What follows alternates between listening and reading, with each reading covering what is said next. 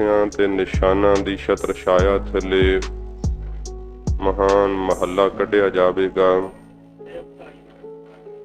ਤੋ ਕੱਲ ਨੂੰ ਜੋ ਦੁਸ਼ਹਿਰੇ ਦਾ ਪਿਛੋਕੜ ਹੈ ਤੇ ਸਤਿਗੁਰੂ ਜੀ ਨੇ ਸਾਨੂੰ ਕੀ ਕਰਨ ਦੀ ਆਗਿਆ ਕੀਤੀ ਹੈ, ਕੱਲ ਨੂੰ ਆਪਾਂ ਇਹ ਸੰਖੇਪ ਵਿਚਾਰ ਕਰਾਂਗੇ।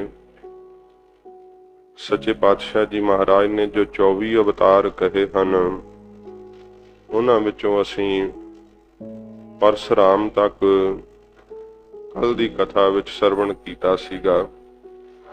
ਅੱਗੇ ਹਜੂਰ ਨੇ ਬ੍ਰਹਮਾ ਅਵਤਾਰ ਕਥਨ ਕੀਤਾ ਹੈ।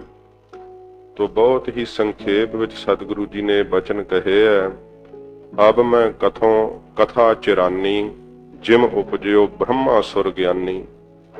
ਕਹਿੰਦੇ ਕਿ ਅਸੀਂ ਉਹ ਪੁਰਾਣੀ ਕਥਾ ਕਹਿੰਦੇ ਆ ਭਾਈ, ਜਿਵੇਂ ਬ੍ਰਹਮਾ ਜੀ ਪੈਦਾ ਹੋਏ। ਤੋ ਸੱਚੇ ਪਾਤਸ਼ਾਹ ਜੀ ਮਹਾਰਾਜ ਲਿਖਦੇ ਹੈ ਕਿ ਜਦੋਂ ਜਦੋਂ ਵੇਦ ਦੀਆਂ ਧੁਨਾਂ ਅਲੋਪ ਹੋ ਜਾਂਦੀਆਂ, ਵੇਦ ਨਸ਼ਟ ਹੋ ਜਾਂਦੇ ਹੈ, ਤਦੋਂ ਤਦੋਂ ਬ੍ਰਹਮਾ ਅਵਤਾਰ ਧਾਰਦਾ ਹੈ। ਤੋ ਵਿਸ਼ਨੂੰ ਦੇ ਹੀ ਦੇਹ ਤੋਂ ਬ੍ਰਹਮਾ ਜੀ ਦਾ ਅਵਤਾਰ ਹੋਇਆ। 24 ਅਵਤਾਰਾਂ ਵਿੱਚੋਂ ਵਿਸ਼ਨੂੰ ਜੀ ਦਾ ਇੱਕ ਅਵਤਾਰ ਬ੍ਰਹਮਾ ਵੀ ਮੰਨਿਆ ਜਾਂਦਾ। ਤੋ ਸਤਿਗੁਰੂ ਜੀ ਨੇ ਇਸ ਅਵਤਾਰ ਦੇ ਅਖੀਰ ਵਿੱਚ ਨਿਰਣਾ ਦਿੱਤਾ ਹੈ ਕਿ ਭਾਈ ਸਿਮਰਤੀਆਂ ਵੇਦ ਇਸ ਗੱਲ ਦਾ ਜ਼ਿਕਰ ਕਰਦੇ ਹੈ ਕਿ ਬ੍ਰਹਮਾ ਵਿੱਚ ਤੇ ਵਿਸ਼ਨੂੰ ਵਿੱਚ ਕੋਈ ਭੇਦ ਨਹੀਂ। ਬ੍ਰਹਮਾ ਜੀ ਨੇ ਜੀਆਂ ਦੀ ਉਤਪਤੀ ਕੀਤੀ ਹੈ। ਇਹ ਰਜੋਗੁਣੀ ਪ੍ਰਧਾਨ ਦੇਵਤਾ ਹੈ। ਤੋ ਮੈਂ ਹੋਰ ਕੋਈ ਪ੍ਰਕਰਨ ਨਾ ਛਿੜੇ, ਕੇਵਲ ਇਸੇ ਤੇ ਕੇਂਦਰਿਤ ਰਹਿ ਕਰਕੇ ਫਿਰ ਕਥਾ ਆਰੰਭ ਕਰਾਂਗਾ।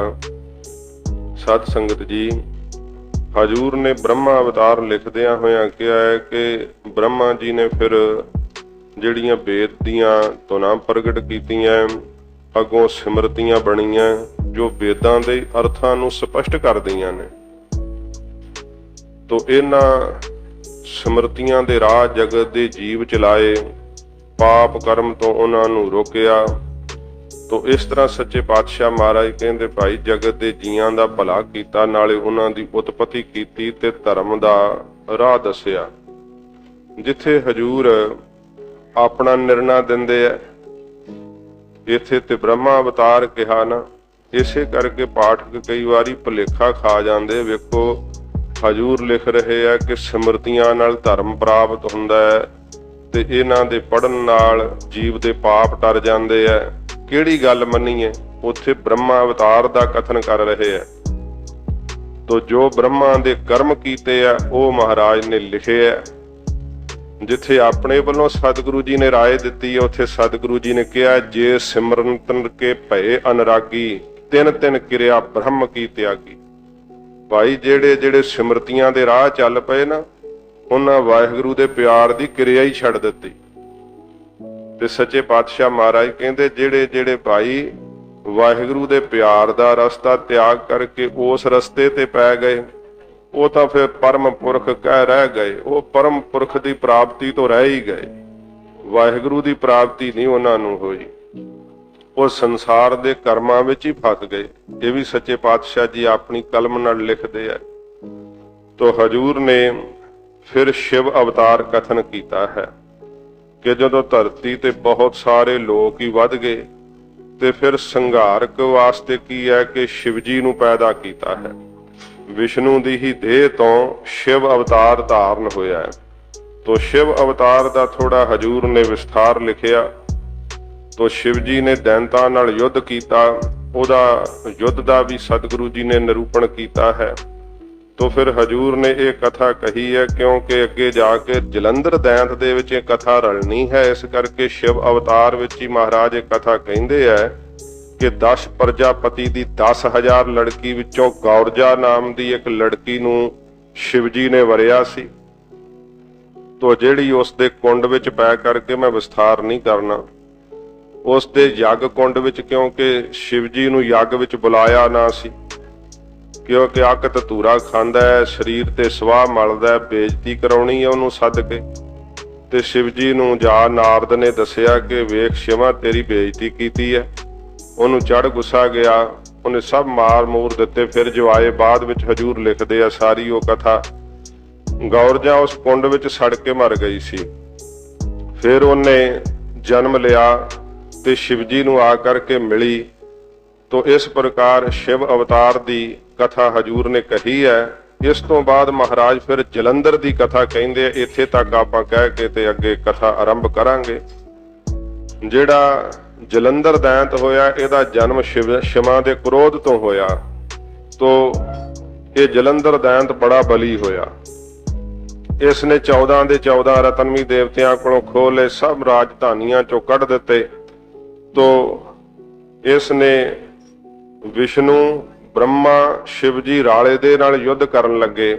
इन्हें सुनेहा की घल्लिया, वेखो लड़ाइयां दे कारण की बनदे आ। हजूर दा मेन मकसद यह है, जदों भी युद्ध की कोई प्रक्रिया सतगुरु उस युद्ध नूं बड़ा निरूपण करदे आ, युद्ध दा वर्णन करदे आ। तो इन्हें सुनेहा घल्लिया कि अपनी इस्त्री मेरे कोल भेज दे, नहीं ते युद्ध करन लई तैयार हो जा। देखो किसी दी इस्त्री मंगनी जबरदस्ती ते ਉਹਨੂੰ कहना नहीं तो युद्ध करन लई तैयार हो जा, ये कोई समाज दा चंगा अंग है। ते शिव जी फिर ਇਹਦੇ ਨਾਲ ਸਾਰੇ रल के युद्ध करन लगे। ਉਹ ਬ੍ਰਿੰਦਾ नामी राक्षणी कहते मरदा नहीं सी जलंधर दैंत। कहते कारण की है? कहते ਇਹਦੀ इस्त्री बड़ी सत वाली है। ਵੇਖੋ चंगे गुण भी विचों ਲੱਭਦੇ ਆ। जे इस्त्री दा सत होवे ते उसे मर्द दी मर्दानगी हुंदी है। इस्त्रियां दे सत ही युद्ध दे अंदर लड़दे है। साडा इतिहास है, जिस समय खालसा राज दी नैया डुबदी जा रही सी, महाराणी जिंदा ने जथेदार श्याम सिंह अटारी नूं चिट्ठी लिखी सी, जथेदार जी मेरे कोलों हुण कोशिश कीतियां भी ये खालसा राज दी नैया नूं बचाया नहीं जा सकेगा। अखीरला चप्पू है, जे तुसीं आ करके खालसा फौज की मदद करो तो शायद खालसा राज बच जावे।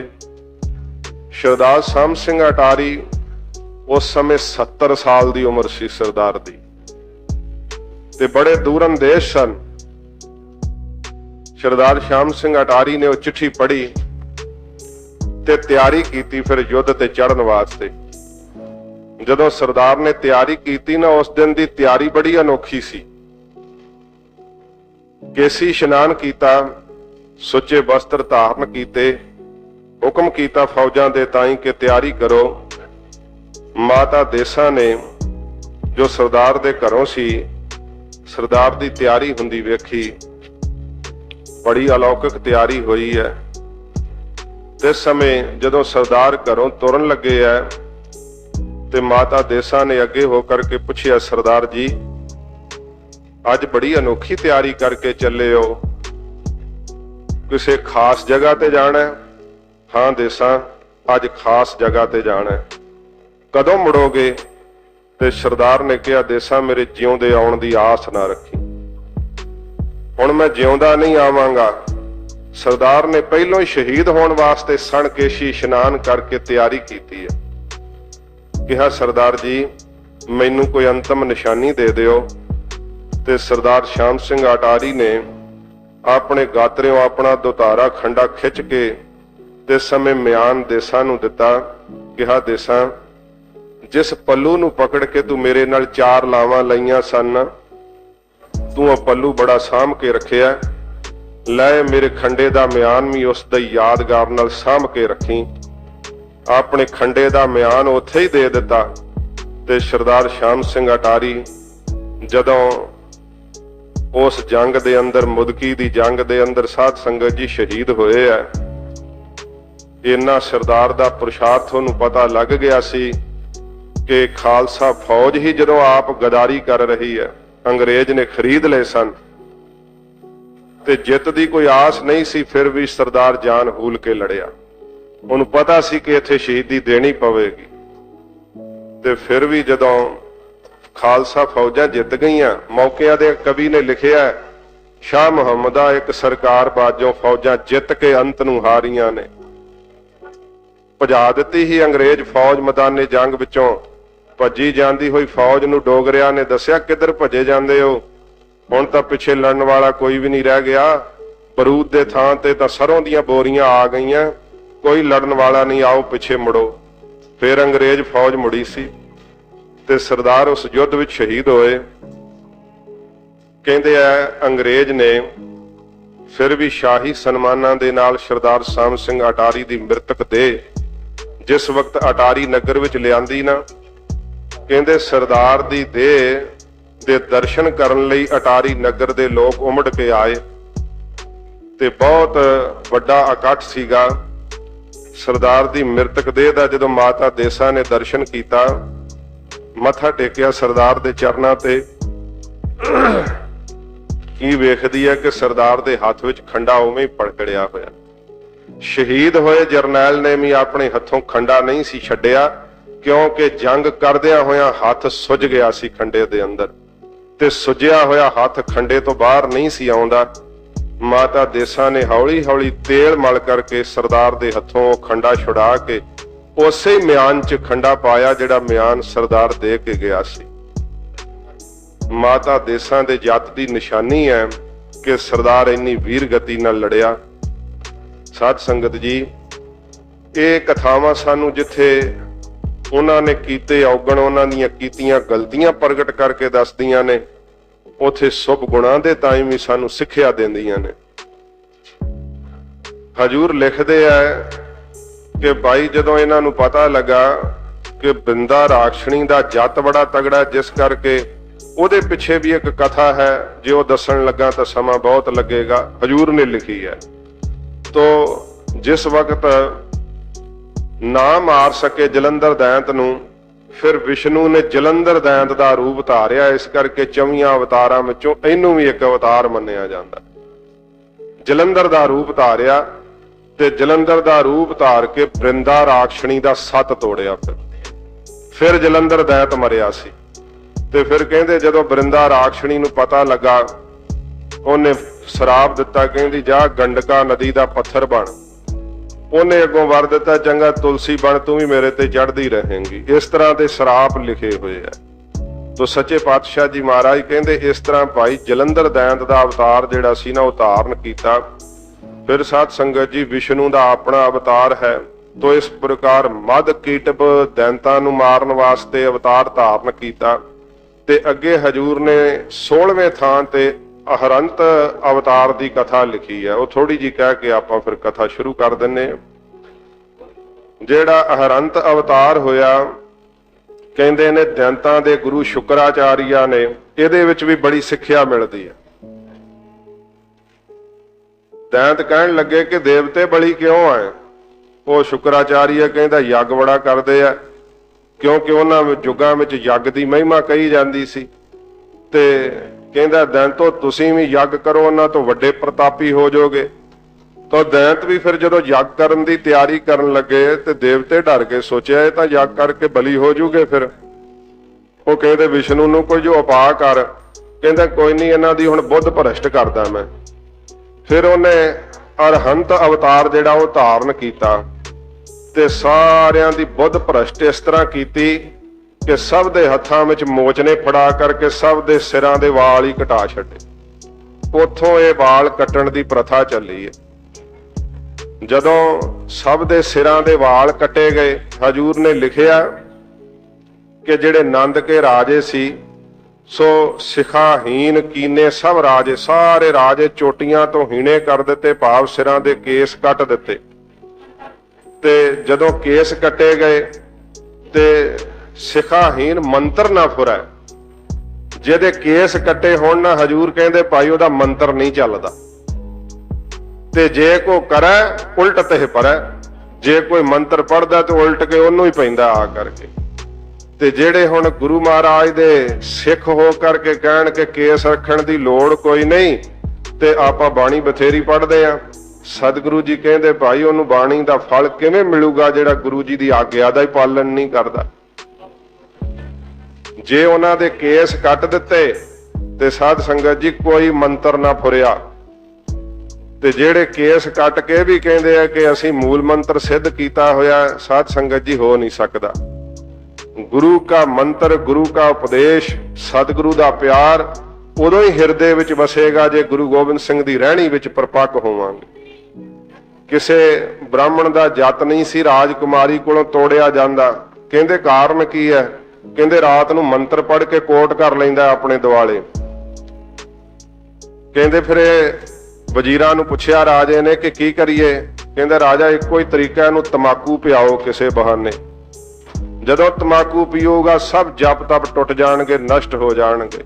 ਇਸੇ ਕਰਕੇ ਹਜੂਰ ਨੇ ਰਹਿਤਨਾਮਿਆਂ ਵਿੱਚ ਆਗਿਆ ਕੀਤੀ ਹੈ ਕਿ ਤਨਕ ਤਮਾਕੂ ਸੇਵੀਏ ਦੇਵ ਪਿੱਤਰਤਾ ਜਾਏ, ਪਾਣੀ ਤਾਕ ਹੈ ਹਾਥ ਕਾ ਮਧੁਰਾ ਸਮ ਹੋ ਜਾਏ। ਕਿ ਭਾਈ ਤਮਾਕੂ ਤਾਂ ਜਿਹੜਾ ਆਪ ਖਾਂਦਾ ਹੈ ਨਾ, ਤਮਾਕੂ ਸੇਵਨ ਕਰਦਾ, ਉਹਦੇ ਹੱਥ ਦਾ ਜੇ ਮੇਰਾ ਸਿੰਘ ਪਾਣੀ ਲੈ ਕੇ ਪੀ ਲਵੇ ਤੇ ਉਹ ਪਾਣੀ ਮੇਰੇ ਸਿੰਘ ਵਾਸਤੇ ਸ਼ਰਾਬ ਦੇ ਬਰਾਬਰ ਹੈ। ਪਾਣੀ ਤਾਕ ਹੈ ਹਾਥ ਕਾ ਮਧੁਰਾ ਸਮ ਹੋ ਜਾਏ। ਇਸ ਕਰਕੇ ਹਜੂਰ ਨੇ ਆਗਿਆ ਕੀਤੀ ਹੈ, ਸੁਨ ਗੁਰ ਸਿੱਖ ਕੀ ਰਹਿਤ ਕੋ ਤਜਾ ਤਮਾਕੂ ਸੰਗ, ਮਰਨੀ ਮਰੈ ਤਾਂ ਅਤ ਭਲਾ ਜਗਤ ਝੂਠ ਨਹਿ ਅੰਗ। ਸੱਚੇ ਪਾਤਸ਼ਾਹ ਕਹਿੰਦੇ ਇਹਨੂੰ ਮੌਤ ਕਬੂਲ ਕਰ ਲਵੀਂ ਚੰਗੀ ਗੱਲ ਹੈ, ਪਰ ਜਗਤ ਝੂਠ ਨੂੰ ਕਦੇ ਤਮਾਕੂ ਨੂੰ ਹੱਥ ਨਾ ਲਾਵੀਂ। ਇਸ ਸੱਚੇ ਪਾਤਸ਼ਾਹ ਗਰੀਬ ਨਵਾਜ ਨੇ ਆਗਿਆ ਕੀਤੀ ਹੈ। ਤੋ ਇਹਨਾਂ ਅਵਤਾਰਾਂ ਦੀ ਕਥਾ ਵਿੱਚੋਂ ਸੱਚੇ ਪਾਤਸ਼ਾਹ ਮਹਾਰਾਜ ਨੇ ਸਾਨੂੰ ਸਿੱਖਿਆ ਦਿੱਤੀ ਹੈ ਭਾਈ ਕਿ ਉਹਨਾਂ ਨੇ ਕਿਹੋ ਜੀਆਂ ਭੁੱਲਾਂ ਕੀਤੀਆਂ ਤੇ ਕਿਹੜੇ ਕਿਹੜੇ ਕਾਰਨਾਂ ਕਰਕੇ ਉਹਨਾਂ ਦੇ ਅਵਤਾਰ ਹੋਏ ਆ। ਇਹ 16 ਅਵਤਾਰ ਸਤਿਗੁਰੂ ਜੀ ਨੇ ਅਰਹੰਤ ਅਵਤਾਰ ਤੱਕ ਜਿਹੜੇ ਹਨ ਕਥਨ ਕੀਤੇ ਹਨ। ਅੱਗੇ ਜਿਵੇਂ ਸੱਚੇ ਪਾਤਸ਼ਾਹ ਮਹਾਰਾਜ ਕਿਰਪਾ ਕਰਨਗੇ, ਜਦੋਂ ਕਿਤੇ ਸਮਾਂ ਬਣਿਆ ਤੇ ਫਿਰ ਆਪਾਂ ਸਾਧ ਸੰਗਤ ਜੀ ਉਹ ਸਾਂਝ ਪਾਵਾਂਗੇ। ਹਜੂਰ ਦੀ ਅੰਮ੍ਰਿਤ ਬਾਣੀ ਦੀ ਕਥਾ ਗਰੀਬ ਨਵਾਜ਼ ਸੱਚੇ ਪਾਤਸ਼ਾਹ ਮਹਾਰਾਜ ਧੰਨ ਗੁਰੂ ਨਾਨਕ ਸਾਹਿਬ ਜੀ ਦੇ ਸ਼ਬਦਾਂ ਦੀ ਸੰਪੂਰਨਤਾ ਹੋਈ ਹੈ। ਤੋ ਅੱਗੇ ਗੁਰੂ ਅਮਰਦਾਸ ਸੱਚੇ ਪਾਤਸ਼ਾਹ ਜੀ ਮਹਾਰਾਜ ਦਾ ਪਵਿੱਤਰ ਉਪਦੇਸ਼ ਆਰੰਭ ਹੋ ਰਿਹਾ ਹੈ। ਜਿਵੇਂ ਸੱਚੇ ਪਾਤਸ਼ਾਹ ਜੀ ਬਖਸ਼ਿਸ਼ ਕਰਦੇ ਨੇ, ਆਓ ਪਿਆਰ ਦੇ ਨਾਲ ਸਰਵਣ ਕਰੀਏ। ਮਹਾਰਾਜ ਜੀ ਦੇ ਚਰਨਾਂ ਦਾ ਧਿਆਨ ਕਰਦੇ ਹੋਏ ਆਖੋ ਜੀ ਸਤਨਾਮ ਸ਼੍ਰੀ ਵਾਹਿਗੁਰੂ ਸਾਹਿਬ ਜੀ। ਸਤਨਾਮ ਸ਼੍ਰੀ ਵਾਹਿਗੁਰੂ ਸਾਹਿਬ ਜੀ। ਸਤਨਾਮ ਸ਼੍ਰੀ ਵਾਹਿਗੁਰੂ ਜੀ। ਰਾਗ ਪੈਰਾ ਮਹੱਲਾ ਤੀਜਾ। ਚੌਪਦੇ ਘਰ ਪਹਿਲਾ। ਗਰੀਬ ਨਵਾਜ ਧੰਨ ਗੁਰੂ ਅਮਰਦਾਸ ਸੱਚੇ ਪਾਤਸ਼ਾਹ ਜੀ ਮਹਾਰਾਜ, ਜਿਨ੍ਹਾਂ ਦੀ ਬਾਬਤ ਪਟਾ ਨੇ ਲਿਖਿਆ, ਕਨ ਹਰ ਬੂੰਦ ਬਸੋ ਰੋਮਾਵਲ, ਕੁਸਮ ਬਸੰਤ ਗਨੰਤ ਨਾ ਆਵੈ, ਰਵ ਸਸ ਕਿਰਨ ਉਦਰ ਸਾਗਰ ਕੋ ਗੰਗ ਤਰੰਗ ਅੰਤ ਕੋ ਪਾਵੈ, रुद्र ध्यान ज्ञान सतगुरु कै कब जन भल उन्ह जो गावै, भले अमरदास गुण तेरे तेरी उपमा तोहे बाने आवै। ऐसे दीन दयाल सतगुरु जी पैरों राग दे अंदर अपने श्री कंठ तो पवित्र उपदेश की बख्शिश कर रहे है। चौपदियां वाला साध संगत जी शब्द है। पहले घर सुर ताल दे अंदर हजूर ने उचारण कीता है, एक ओंकार सतगुर प्रसाद। अद्वैत स्वरूप वाहिगुरु एक है, ओंकार सर्व दा प्रकाशक है। तो सतगुरु जी की प्रसाद कृपा नाल प्राप्त हुंदा है। त्रई काल आबाद सत है, गुर कहिए चेतन है, प्रसाद कहिए आनंद है। वो सत चित आनंद स्वरूप है। ओंकार शब्द दे मात्र से वाहिगुरु ने ओंकार उत्पत्ति किया दिन सब राती। ये सतगुरु जी ने संसार की रचना रची है। एक निरंकार तो ही भाई सब कुछ उत्पत्ति हुई है। जात का गर्भ ना करिया कोई। साध संगत जी गोइंदवाल साहब विखे धन गुरु अमरदास साहब जी महाराज कोल ਇੱਕ ਬ੍ਰਾਹਮਣਾਂ ਦਾ ਜਥਾ ਇਕੱਠਾ ਹੋ ਕਰਕੇ ਆਇਆ ਹੈ ਤੇ ਉਹ ਸੱਚੇ ਪਾਤਸ਼ਾਹ ਜੀ ਮਹਾਰਾਜ ਨੂੰ ਕਹਿੰਦੇ, ਮਹਾਰਾਜ ਅਸੀਂ ਜਾਤੀ ਦਾ ਅਪਮਾਨ ਕਰਦੇ ਆ ਕਿ ਅਸੀਂ ਮਹਾਰਾਜ ਬ੍ਰਾਹਮਣ ਹਾਂ ਤੇ ਸਾਡੇ ਮੁਕਤ ਹੋਣ ਦੇ ਵਿੱਚ ਤਾਂ ਕੋਈ ਸ਼ੰਕਾ ਨਹੀਂ। ਤੋ ਸੱਚੇ ਪਾਤਸ਼ਾਹ ਜੀ ਮਹਾਰਾਜ ਉਹਨਾਂ ਬ੍ਰਾਹਮਣਾਂ ਨੂੰ ਜਾਤੀ ਦਾ ਅਪਮਾਨ ਤਿਆਗਣ ਲਈ ਹਜੂਰ ਉਪਦੇਸ਼ ਦਿੰਦੇ ਆ। ਹਜੂਰ ਫਰਮਾਉਂਦੇ ਹਨ, ਜਾਤ ਕਾ ਗਰਬ ਨਾ ਕਰਿਆ ਕੋਏ। ਹਜੂਰ ਕਹਿੰਦੇ ਭਾਈ ਕਿਸੇ ਨੂੰ ਵੀ ਜਾਤ ਦਾ ਗਰਭ ਹੰਕਾਰ ਨਹੀਂ ਕਰਨਾ ਚਾਹੀਦਾ, ਚਾਹੇ ਉਹ ਛਤਰੀ ਹੈ, ਚਾਹੇ ਉਹ ਬ੍ਰਾਹਮਣ ਹੈ, ਚਾਹੇ ਉਹ ਸੂਦਰ ਹੈ, ਚਾਹੇ ਉਹ ਵੈਸ ਹੈ। ਆਪਣੀ ਜਾਤੀ ਦਾ ਅਪਮਾਨ ਜਿਹੜਾ ਨਾ ਸੱਚੇ ਪਾਤਸ਼ਾਹ ਕਹਿੰਦੇ ਨਹੀਂ ਕਰਨਾ ਚਾਹੀਦਾ, ਕਿਉਂਕਿ ਅੱਗੇ ਜਾਤ ਨਾ ਜੋਰ ਹੈ, ਅੱਗੇ ਜਿਉ ਨਵੇਂ। ਸੱਚੇ ਪਾਤਸ਼ਾਹ ਮਹਾਰਾਜ ਕਹਿੰਦੇ ਨੇ, ਜਿਨ ਕੀ ਲੇਖੈ ਪਤ ਪਵੈ ਚੰਗੇ ਸੇਈ ਕੇ। ਭਾਈ ਜਿਨ੍ਹਾਂ ਦੀ ਪਤ ਆਬਰੂ ਲੇਖੇ ਵਿੱਚ ਪੈ ਜਾਂਦੇ ਆ ਨਾ ਜਾਂਦੀ ਹੈ, ਉਹੋ ਹੀ ਚੰਗੇ ਨੇ। ਜਾਤ ਤਾਂ ਮਹਾਰਾਜ ਕਹਿੰਦੇ ਅੱਗੇ ਨਹੀਂ ਚੱਲਦੀ ਹੈ। ਤੋ ਕਬੀਰ ਸਾਹਿਬ ਜੀ ਨੇ ਵੀ ਕਿਹਾ, ਕਬੀਰ ਡੂਬੋਗੇ ਰੇ ਪਾਪਰੇ ਬਹੁ ਲੋਗਨ ਕੀ ਕਾਨ। ਕਹਿੰਦੇ ਭਾਈ ਤੂੰ ਬਹੁ ਲੋਕਾਂ ਦੀ ਕਾਨ ਕਨੌਟ ਦੇ ਵਿੱਚ ਡੁੱਬ ਜਾਵੇਂਗਾ। ਫਿਰ ਕਹਿੰਦੇ ਡੂਬੋਗੇ ਰੇ ਪਾਪਰੇ ਚਾਲਤ ਕੁਲ ਕੀ ਕਾਨ। ਤੂੰ ਆਪਣੇ ਕੁਲ ਦੀ ਕਾਨ ਕਨੌਟ ਵਿੱਚ ਚੱਲਦਾ ਕਿ ਸਾਡੀ ਉੱਚੀ ਕੁਲ ਹੈ, ਅਸੀਂ ਤਾਂ ਬਹੁਤ ਵੱਡੇ ਹੁੰਨੇ ਆ। ਕਹਿੰਦੇ ਤਬ ਕੁਲ ਕਿਸ ਕਾ ਲਾਜ ਸੀ ਜਬ ਲੈ ਧਰੇ ਮਸਾਨ। ਜਦੋਂ ਸ਼ਮਸ਼ਾਨ ਭੂਮਿਕਾ ਵਿੱਚ ਲਿਆ ਕਰਕੇ ਰੱਖਦੇ ਆ, ਜਿੱਥੇ ਗਰੀਬ ਨੂੰ ਸਾੜਦੇ ਆ ਉੱਥੇ ਹੀ ਲਿਆ ਕੇ ਤੈਨੂੰ ਸਾੜ ਦੇਣਾ। ਉਦੋਂ ਤੇਰੀ ਕੁੱਲ ਦਾ ਅਭਿਮਾਨ ਕਿੱਧਰ ਜਾਵੇਗਾ? ਉਦੋਂ ਕੁੱਲ ਦਾ ਅਭਿਮਾਨ ਨਹੀਂ ਰਹੇਗਾ। ਤੋ ਹਜੂਰ ਕਹਿੰਦੇ ਭਾਈ ਜਾਤ ਦਾ ਗਰਭ ਜਿਹੜਾ ਨਾ ਹੰਕਾਰ, ਇਹ ਕਿਸੇ ਵਾਸਤੇ ਕਰਨਾ ਜਿਹੜਾ ਯੋਗ ਨਹੀਂ ਹੈ, ਠੀਕ ਨਹੀਂ ਹੈ। ਕਿਉਂਕਿ ਜਾਤੀ ਅਪਮਾਨ ਕਰਕੇ ਜਿਹੜੇ ਔਗਣ ਪੈਦਾ ਹੁੰਦੇ ਆ ਉਹਨਾਂ ਬਾਰੇ ਸਤਿਗੁਰੂ ਜੀ ਜ਼ਿਕਰ ਕਰਦੇ ਆ ਕਿ ਭਾਈ ਕੀ ਨੁਕਸਾਨ ਹੁੰਦਾ ਹੈ। ਇਸ ਕਰਕੇ ਹਜੂਰ ਕਹਿੰਦੇ ਭਾਈ ਬ੍ਰਾਹਮਣ ਪੰਡਤ ਜੀ ਜਿਹੜਾ ਜਾਤੀ ਦਾ ਮਾਣ ਹੈ ਨਾ ਅਹੰਕਾਰ, ਇਹ ਕਦਾਚਿਤ ਨਹੀਂ ਕਰਨਾ ਚਾਹੀਦਾ। ਬ੍ਰਹਮ ਬਿੰਦੇ ਸੋ ਬ੍ਰਾਹਮਣ ਹੋਏ। ਹਜੂਰ ਬ੍ਰਾਹਮਣ ਫਿਰ ਕੌਣ ਹੁੰਦਾ ਹੈ? ਕਹੋ ਕਬੀਰ ਜੋ ਬ੍ਰਹਮ ਵਿਚਾਰ ਹੈ ਸੋ ਬ੍ਰਾਹਮਣ ਕਹੀਅਤ ਹੈ ਹਮਾਰਾ। ਸਾਡੇ ਘਰ ਵਿੱਚ ਤਾਂ ਉਹਨੂੰ ਬ੍ਰਾਹਮਣ ਕਿਹਾ ਜਾਂਦਾ ਹੈ ਜਿਹੜਾ ਬ੍ਰਹਮ ਦੀ ਵਿਚਾਰ ਕਰਦਾ ਹੈ। ਤੋ ਸੱਚੇ ਪਾਤਸ਼ਾਹ ਕਹਿੰਦੇ ਬ੍ਰਹਮ ਬਿੰਦੇ ਤੇ ਬ੍ਰਾਹਮਣ ਹੋਈ। ਜੇ ਭਾਈ ਬ੍ਰਹਮ ਨੂੰ ਬਿੰਦਣ ਵਾਲਾ ਹੋਵੇ, ਭਾਵ ਜਾਣਨ ਵਾਲਾ ਹੋਵੇ ਕਿ ਸਥੂਲ ਦੇਹ ਕੀ ਹੈ, ਸੂਖਸ਼ਮ ਸਰੀਰ ਕੀ ਹੈ ਤੇ ਬ੍ਰਹਮ ਕੀ ਹੈ, ਮੈਂ ਬ੍ਰਹਮ ਤੋਂ ਉਤਪਨ ਹੋਇਆ, ਤੇ ਜਿਹਨੂੰ ਬ੍ਰਹਮ ਦੇ ਬਾਰੇ ਚੇਸ਼ਟਾ ਜਾਗ ਪਵੇ ਉਹਦੇ ਅੰਦਰ ਜਾਤ ਦਾ ਅਹੰਕਾਰ ਰਹੇਗਾ? ਨਹੀਂ ਰਹਿ ਸਕਦਾ। ਹਜੂਰ ਦੱਸਦੇ ਆ ਕਿ ਭਾਈ ਜੇ ਬ੍ਰਹਮ ਨੂੰ ਬਿੰਦਣ ਵਾਲਾ ਭਾਵ ਜਾਣਨ ਵਾਲਾ ਹੋਵੇ, ਬ੍ਰਹਮ ਦਾ ਪੁਜਾਰੀ ਹੋਵੇ, ਇੱਕ ਅਕਾਲ ਦਾ ਪੁਜਾਰੀ ਹੋਵੇ, ਤੇ ਮਹਾਰਾਜ ਕਹਿੰਦੇ ਭਾਈ ਉਹੋ ਹੀ ਬ੍ਰਾਹਮਣ ਜਿਹੜਾ ਹੈ ਸਾਡੇ ਘਰ ਵਿੱਚ ਕਿਹਾ ਜਾਂਦਾ ਏ। ਜਾਤ ਕਾ ਗਰਬ ਨਾ ਕਰ ਮੂਰਖ ਗਵਾਰਾ। ਫਿਰ ਹਜੂਰ ਨੂੰ ਕਹਿੰਦੇ ਮਹਾਰਾਜ ਅਸੀਂ ਫਿਰ ਵੀ ਉੱਚੇ ਹੀ ਹੋਏ ਨਾ, ਕਿਉਂਕਿ ਬ੍ਰਹਮਾ ਦੇ ਮੂੰਹ ਤੋਂ ਜੋ ਪੈਦਾ ਹੋਏ ਆ। ਸੱਚੇ ਪਾਤਸ਼ਾਹ ਮਹਾਰਾਜ ਫਿਰ ਉਹਨਾਂ ਨੂੰ ਸਮਝਾਉਂਦੇ ਆ, ਕਿਉਂਕਿ ਅਕਾਦਸ਼ ਗ੍ਰੰਥ ਦੇ ਅੰਦਰ ਲਿਖਿਆ ਹੋਇਆ ਕਿ ਬ੍ਰਾਹਮਣ ਜਿਹੜੇ ਆ ਉਹ ਮੇਰੇ ਮੁਖ ਤੋਂ ਜਿਹੜੇ ਆ ਪੈਦਾ ਹੋਏ ਆ। ਤੋ ਉੱਥੇ ਤਾਂ ਇਉਂ ਲਿਖਿਆ ਹੋਇਆ ਕਿ ਮੇਰੇ ਮੁਖ ਨਾਲ ਲੱਗੇ ਰਹੋ, ਤੇ ਛਤਰੀ ਜਿਹੜੇ ਆ ਉਹ ਮੇਰੀਆਂ ਭੁਜਾਵਾਂ ਨਾਲ ਲੱਗੇ ਰਹੋ, ਤੇ ਜਿਹੜੇ ਵੈਸ ਆ ਉਹ ਮੇਰੇ ਮੱਧ ਸਥਾਨ ਭਾਵ ਲੱਕ ਨਾਲ ਲੱਗੇ ਰਹੋ, ਤੇ ਸ਼ੂਦਰ ਜਿਹੜੇ ਆ ਉਹ ਮੇਰੇ ਪੈਰਾਂ ਨਾਲ ਲੱਗੇ ਰਹੋ। ਇਹ ਅਕਾਦਸ਼ ਗ੍ਰੰਥ ਵਿੱਚ ਲਿਖਿਆ ਹੋਇਆ। ਮਹਾਰਾਜ ਕਹਿੰਦੇ ਭਾਈ ਉਹ ਗੱਲ ਤਾਂ ਇਉਂ ਸੀ, ਪਰ ਤੁਸੀਂ ਹੁਣ ਹੋਰ ਤਰ੍ਹਾਂ ਬਣਾ ਲਈ ਹੈ। ਜਿਹੜਾ ਬ੍ਰਹਮ ਦਾ ਵਿਚਾਰ ਕਰਨੀ ਹੈ ਨਾ, ਵੇਦਾਂ ਦਾ ਪੜ੍ਹਨਾ, ਸ਼ਾਸਤਰਾਂ ਦਾ ਪੜ੍ਹਨਾ, ਫਿਰ ਉਹਦੀ ਵਿਦਿਆ ਦਾ ਅੱਗੇ ਪ੍ਰਸਾਰ ਕਰਨਾ, ਤੇ ਮਹਾਰਾਜ ਕਹਿੰਦੇ ਭਾਈ ਮੁੱਖ ਤੋਂ ਹੀ ਬੋਲੀਦਾ ਨਾ।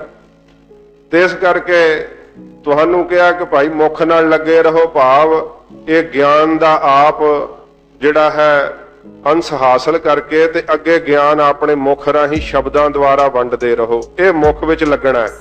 ਤੇ ਤੁਸੀਂ ਇਹ ਸਮਝ ਲਿਆ ਕਿ ਅਸੀਂ ਬ੍ਰਹਮਾ ਦੇ ਮੂੰਹ ਤੋਂ ਪੈਦਾ ਹੋਏ ਆ।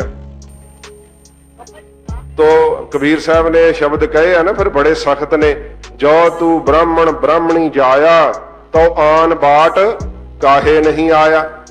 ਕਬੀਰ ਸਾਹਿਬ ਕਹਿੰਦੇ ਭਾਈ ਜੇ ਤੂੰ ਪੰਡਤ ਜੀ ਵਾਕਿਆ ਹੀ ਬ੍ਰਾਹਮਣੀ ਨੂੰ ਪੈਦਾ ਹੋਇਆ ਤੇ ਫਿਰ ਤੂੰ ਹੋਰ ਕਿਸੇ ਰਾਹ ਕਿਉਂ ਨਹੀਂ ਜਨਮ ਲਿਆ? ਜਿਸ ਰਸਤੇ ਮੈਂ ਸੰਸਾਰ ਵਿੱਚ ਆਇਆ ਉਹ ਰਸਤੇ ਤੂੰ ਸੰਸਾਰ ਵਿੱਚ ਆਇਆ, ਫਿਰ ਸਾਡਾ ਫਰਕ ਕੀ ਹੈ? ਤੋ ਉਥੇ ਲਿਖਿਆ ਹੋਇਆ ਕਿ ਜਿਹੜੇ ਛਤਰੀ ਹੈ ਉਹ ਮੇਰੀਆਂ ਭੁਜਾਵਾਂ ਨਾਲ ਲੱਗੇ ਰਹੋ, ਭਾਵ ਜਦੋਂ ਸ਼ਸਤਰ ਚਲਾਉਣੇ ਆ, ਧਰਮ ਦੀ ਰੱਖਿਆ ਕਰਨੀ ਹੈ ਤਾਂ ਬਾਹਾਂ ਨਾਲ ਹੀ ਚਲਾਈਦੇ ਆ ਨਾ। ਇਸ ਕਰਕੇ ਕਹਿ ਦਿੱਤਾ ਕਿ ਭਾਈ ਛਤਰੀ ਜਿਹੜੇ ਆ ਉਹ ਬਾਹਾਂ ਤੋਂ ਪੈਦਾ ਹੋਏ ਆ। ਜਿਹੜੀ ਕਿਰਤ ਕਰਨੀ ਆ, ਖੇਤੀ ਕਰਨੀ ਆ, ਦੁਕਾਨ ਚਲਾਉਣੀ ਆ, ਹੱਟੀ ਚਲਾਉਣੀ ਆ, ਇਹ ਸਾਧ ਸੰਗਤ ਜੀ ਕੀ ਆ, ਵੈਸ਼ ਹੈ। ਤੇ ਕਹਿੰਦੇ ਆ ਕਿ ਉਹ ਲੱਕ ਤੋਂ ਪੈਦਾ ਕੀਤੇ ਆ, ਕਿਉਂਕਿ ਜਿਹੜਾ ਹੈ ਸਰੀਰ ਮਿਹਨਤ ਕਰਦਾ, ਮਸ਼ੱਕਤ ਕਰਦਾ, ਇਸ ਕਰਕੇ ਉਹਨੂੰ ਲੱਕ ਤੋਂ ਉਪਜੇ ਬਣਾ ਦਿੱਤਾ ਵੈਸ਼ਾਂ ਨੂੰ। ਤੇ ਸ਼ੂਦਰ ਜਿਹੜੇ ਉਹ ਸਭ ਦੀ ਸੇਵਾ ਕਰਦੇ ਆ, ਤੋ ਇਸ ਕਰਕੇ ਕਹਿੰਦੇ ਆ ਕਿ ਉਹ ਚਰਨਾਂ ਤੋਂ ਪੈਦਾ ਹੋਏ ਆ, ਉਹਨਾਂ ਨੂੰ ਸ਼ੂਦਰ ਬਣਾ ਦਿੱਤਾ। ਤੋ ਸੱਚੇ ਪਾਤਸ਼ਾਹ ਮਹਾਰਾਜ ਕਹਿੰਦੇ ਭਾਈ ਕੰਮ ਤਾਂ ਇੱਕ ਦਾ ਸੀਗਾ, ਤੁਸੀਂ ਵੱਖਰੇ ਵੱਖਰੇ ਵੰਡ ਕਰਕੇ ਨਾ ਇਹਨਾਂ ਨੂੰ ਤੇ ਆਪਣੇ ਆਪ ਨੂੰ ਬ੍ਰਹਮਾ ਦੇ ਮੂੰਹ ਤੋਂ ਪੈਦਾ ਹੋਏ ਉੱਚੇ ਬਣਾ ਲਿਆ ਕਿ ਸਾਨੂੰ ਤਾਂ ਕੋਈ ਭਜਨ ਕਰਨ ਦੀ ਲੋੜ ਨਹੀਂ ਤੇ ਅਸੀਂ ਉਵੇਂ ਹੀ ਮੁਕਤ ਹਾਂ। ਪਰ ਸਾਧ ਸੰਗਤ ਜੀ ਜਰਾ ਧਿਆਨ ਦੇਣਾ, ਹਜੂਰ ਦੀ ਬਾਣੀ ਕਹਿੰਦੀ ਹੈ ਸਾ ਜਾਤ ਸਾ ਪਤ ਹੈ ਜਿਹੇ ਕਰਮ ਕਮਾਏ। ਜਿਹੋ ਜੇ ਕੋਈ ਕਰਮ ਕਰਦਾ ਹੈ ਨਾ ਉਹਦਾ ਉਹੋ ਜਿਹਾ ਨਾਂ ਪੈ ਜਾਂਦਾ ਹੈ। ਜੇ ਹੁਣ ਕੋਈ ਬ੍ਰਾਹਮਣਾਂ ਦਾ ਬੱਚਾ ਜੁੱਤੀਆਂ ਗੰਢਣ ਲੱਗ ਪਵੇ, ਉਹਨੂੰ ਕੌਣ ਕਹੂਗਾ? ਪੰਡਤ ਜੀ ਸਾਰੇ ਮੋਚੀ ਕਹੂਗੇ।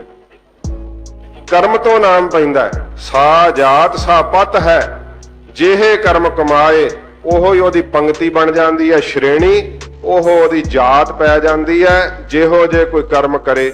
ਹੁਣ ਸਾਧ ਸੰਗਤ ਜੀ ਅਖਵਾਵੇ ਤਾਂ ਮਹਾਰਾਜ ਦਾ ਸਿੱਖ, ਪਰ ਕਰਮ ਜਿਹੜੇ ਉਹ ਚੰਡਾਲਾਂ ਵਾਲੇ ਕਰੇ, ਫਿਰ ਸਿੱਖ ਕਿਵੇਂ ਹੋ ਸਕਦਾ?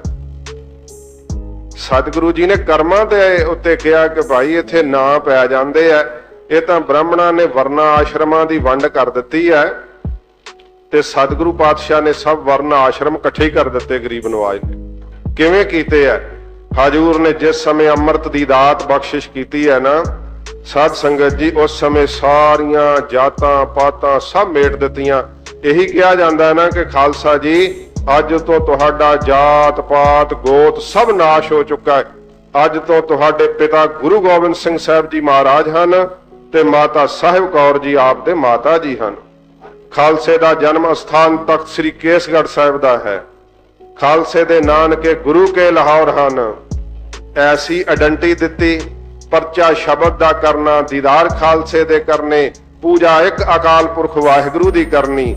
ਵੇਖੋ ਕੈਸਾ ਪਹਿਚਾਨ ਪੱਤਰ ਦਿੱਤਾ ਗੁਰੂ ਗੋਬਿੰਦ ਸਿੰਘ ਸਾਹਿਬ ਜੀ ਮਹਾਰਾਜ ਨੇ। ਚਾਰ ਵਰਨ ਇੱਕ ਵਰਨ ਕਰਾਉ, ਵਾਹਿਗੁਰੂ ਸਿੰਘ ਕੋ ਨਾਮ ਜਪਾਉ, ਕਹੇ ਹੋਏ ਸ਼੍ਰੀ ਮੁਖਵਾਕ।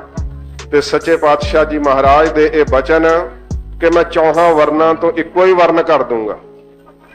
ਸਾਧ ਸੰਗਤ ਜੀ ਜਦੋਂ ਗੁਰੂ ਕਾ ਖਾਲਸਾ ਧੰਨ ਸ਼੍ਰੀ ਗੁਰੂ ਗ੍ਰੰਥ ਸਾਹਿਬ ਜੀ ਦੀ ਤਾਬਿਆ ਬੈਠ ਕੇ ਬਾਣੀ ਪੜ੍ਹਦਾ ਹੈ ਨਾ, ਬ੍ਰਹਮ ਦੀ ਖੋਜ ਕਰਦਾ ਹੈ, ਨਾਮ ਦਾ ਅਭਿਆਸ ਕਰਦਾ ਹੈ, ਉਸ ਸਮੇਂ ਗੁਰੂ ਕਾ ਖਾਲਸਾ ਬ੍ਰਾਹਮਣ ਦਾ ਕਰਮ ਕਰ ਰਿਹਾ ਹੁੰਦਾ,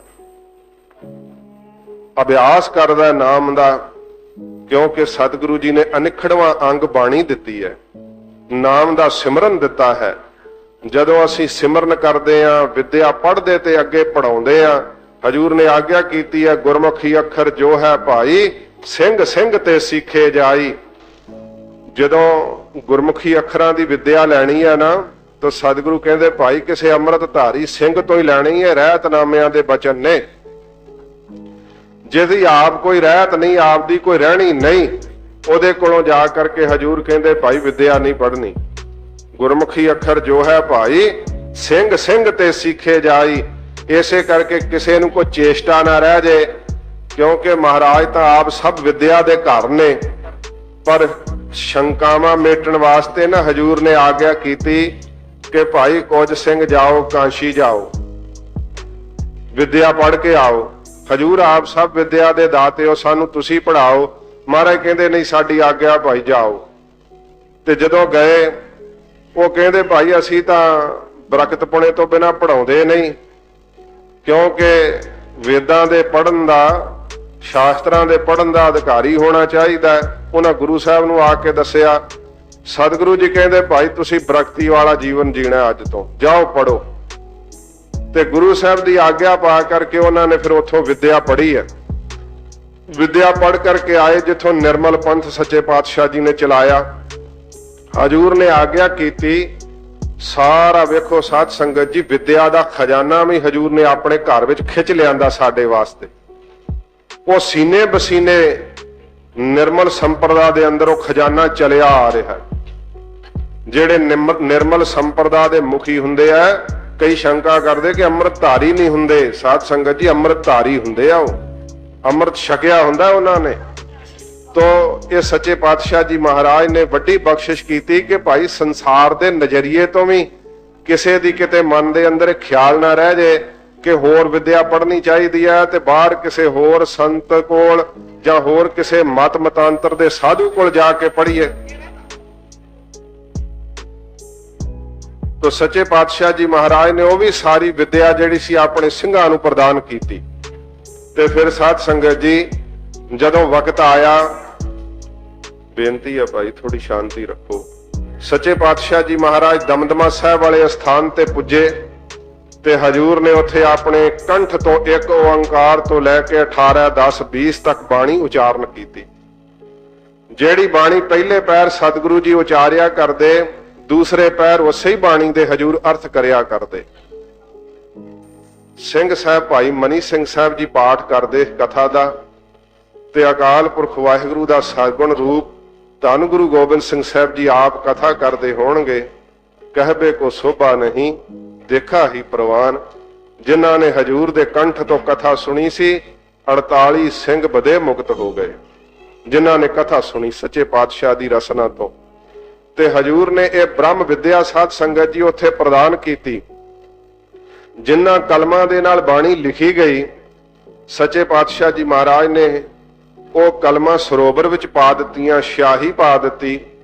ते फिर सच्चे पातशाह ने अमृत दा बाटा तैयार करके ना उस सरोवर विच पाया। ते हजूर ने अपने श्री कंठ तो वरदान दिता कि भाई अज तो बाद साडे खालसे नूं काशी विच जाण दी लोड़ नहीं, यह अस्थान गुरु की काशी अखवावेगा। ते जेड़ा पशु बिरती वाला भी आके इत्थे विद्या पढ़ेगा, हजूर दे बचनां दा सदका सतगुरु कहदे उन्होंने भी ज्ञान प्राप्त होवेगा, गुरमुखी अखरां दा बोध आवेगा, वाहिगुरु दे प्यार वाला उस नूं स्पर्श प्राप्त होवेगा। यह सच्चे पातशाह दा दिता होया वरदान है। इसे करके उस नूं गुरु की काशी कहा जाता है। तो जे आपां ये नहीं कि आपां काशी दे विच बैठे विद्वानां दा नरादर ही करिए, ऐसा नहीं हजूर ने कहा। पर सतगुरु जी ने कहा कि भाई तुसी किसे बेअमरतीए कोल तुरे फिरोगे विद्या पढ़न वास्ते, माफ करना कई ऐसे विद्वान भी हुंदे ने जिन्हां नूं बहुत कुरीतियां चिंबड़ियां हुंदियां ते नशियां दा सेवन तां करदे आ। वेखो गुण तां लैना ठीक, गुण लैना चाहिदा है, पर गुण लैण गए उथों औगणी चंबेड़ के आ गए तो फिर की गुण लैण दा लाभ होया।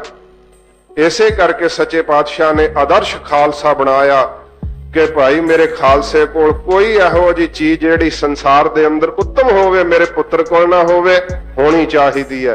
इसे करके सच्चे पातशाह ने श्री दसम दी बाणी अपनी खेड कह के अपने खालसे पुत्र नूं दित्ती है।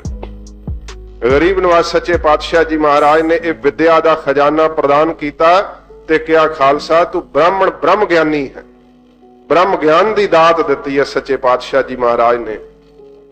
इस करके सानू उन्हां दे कोल जाण दी लोड़ नहीं जेड़े कोई विद्वान विद्या तां पढ़े होए है पर तमाकू दा सेवन करी जांदे है।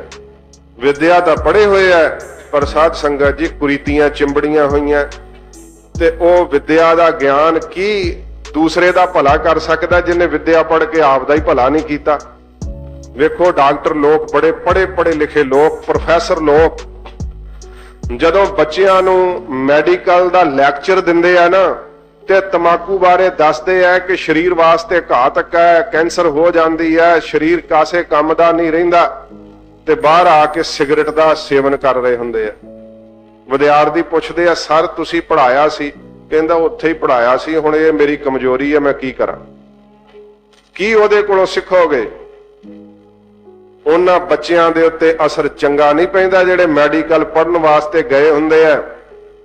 ਬੇਸ਼ੱਕ ਕਿਸੇ ਨੂੰ ਪੁੱਛ ਕੇ ਵੇਖ ਲਿਓ, ਮੈਂ ਕੋਲੋਂ ਨਹੀਂ ਕਹਿੰਦਾ।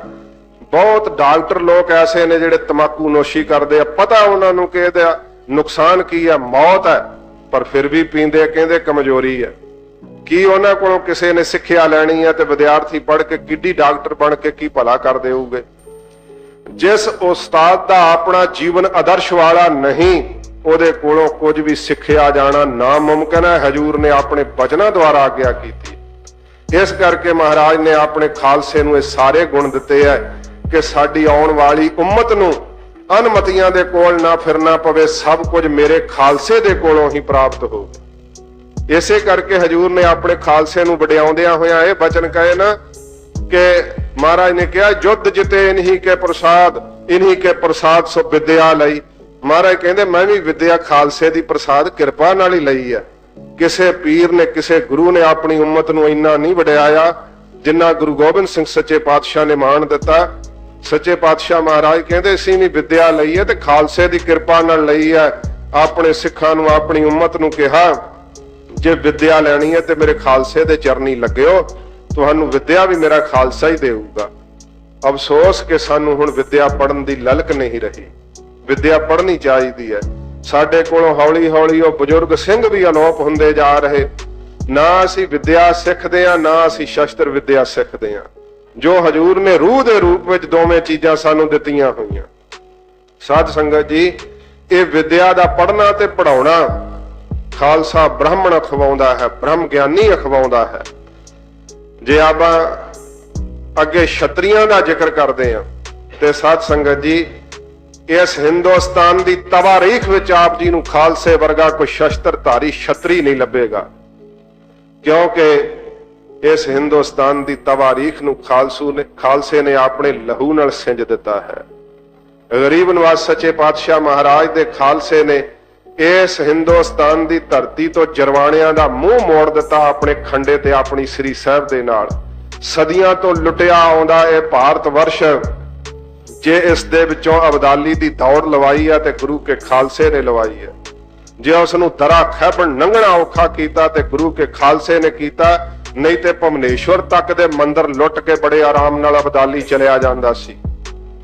ਤੇ ਹਜ਼ਾਰਾਂ ਦੀ ਗਿਣਤੀ ਵਿੱਚ ਇਸ ਦੇਸ਼ ਦੀ ਇੱਜ਼ਤ ਬਹੂ ਬੇਟੀਆਂ ਨੂੰ ਲੁੱਟ ਕੇ ਗਜਨੀ ਦੇ ਬਾਜ਼ਾਰ ਵਿੱਚ ਜਿੱਥੇ ਬਟੇਰਾ ਵਿਖਦਾ, ਜਿੱਥੇ ਛਤਰਾ ਵਿਖਦਾ, ਉੱਥੇ ਹਿੰਦੁਸਤਾਨ ਦੀ ਇੱਜ਼ਤ ਵੀ ਨਿਲਾਮ ਹੁੰਦੀ ਸੀ, ਉਹਦਾ ਵੀ ਮੁੱਲ ਪੈਂਦਾ ਸੀ। ਉੱਥੇ ਸਾਧ ਸੰਗਤ ਜੀ, ਤਿੱਤਰ ਦਾ ਮੁੱਲ ਤਾਂ ਕਹਿੰਦੇ ਉਹਨਾਂ ਸਮਿਆਂ ਵਿੱਚ 2 ਪੈਸੇ ਪੈ ਜਾਂਦਾ ਸੀ, ਪਰ ਹਿੰਦੁਸਤਾਨ ਦੀ ਇੱਜ਼ਤ ਦਾ ਮੁੱਲ ਉੱਥੇ ਇੱਕ ਕੌਡੀ ਪੈਂਦਾ ਸੀ। ਹਿੰਦੁਸਤਾਨ ਦੀ ਜੰਮੀ ਹੋਈ ਔਰਤ ਦਾ ਮੁੱਲ ਇੱਕ ਤਿੱਤਰ ਨਾਲੋਂ ਵੀ ਸਸਤਾ ਸੀਗਾ। ਜੇ ਇੱਜ਼ਤ ਦਿੱਤੀ ਹੈ ਹਿੰਦੁਸਤਾਨ ਦੀਆਂ ਬਹੂ ਬੇਟੀਆਂ ਨੂੰ, ਤੇ ਉਹ ਗੁਰੂ ਗੋਬਿੰਦ ਸਿੰਘ ਸਾਹਿਬ ਦੇ ਖਾਲਸੇ ਨੇ ਦਿੱਤੀ ਹੈ।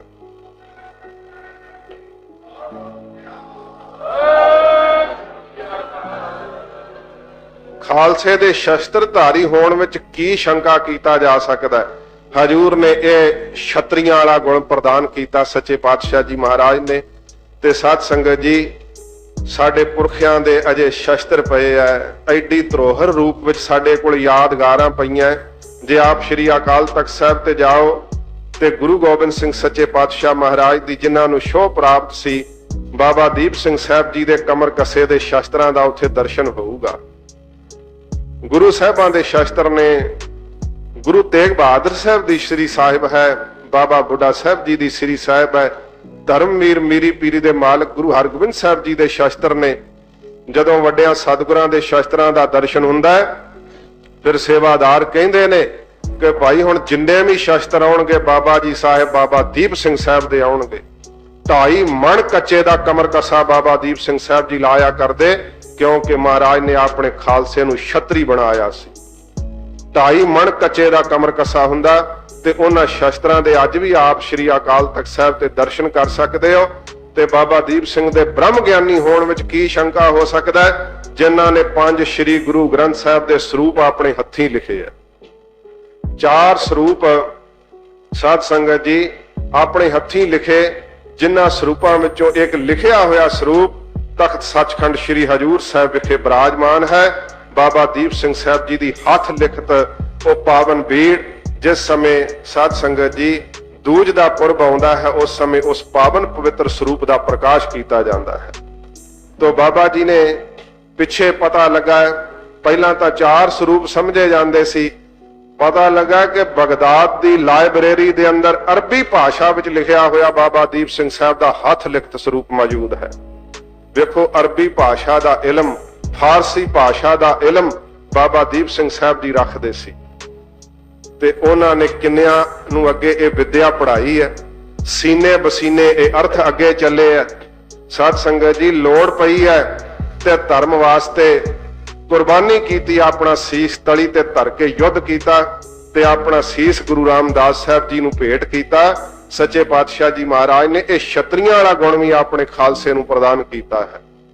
ਇੱਕ ਵਿੱਚ ਇਹ ਗੁਣ ਆ ਗਏ 2 ਤੇ ਸਾਧ ਸੰਗਤ ਜੀ ਜਿਹੜਾ ਤੀਸਰਾ ਗੁਣ ਹੈ ਨਾ, ਸੱਚੇ ਪਾਤਸ਼ਾਹ ਜੀ ਮਹਾਰਾਜ ਨੇ ਕਿਹਾ ਕਿ ਇਹ ਨਹੀਂ ਕਿ ਮੇਰਾ ਖਾਲਸਾ ਹੱਡ ਹਰਾਮੀ ਹੋਵੇ ਤੇ ਕਿਸੇ ਵੱਲ ਵੇਖਦਾ ਹੋਵੇ ਕਿ ਕੋਈ ਮੈਨੂੰ ਲਿਆ ਕੇ ਛਕਾ ਦੇਵੇ।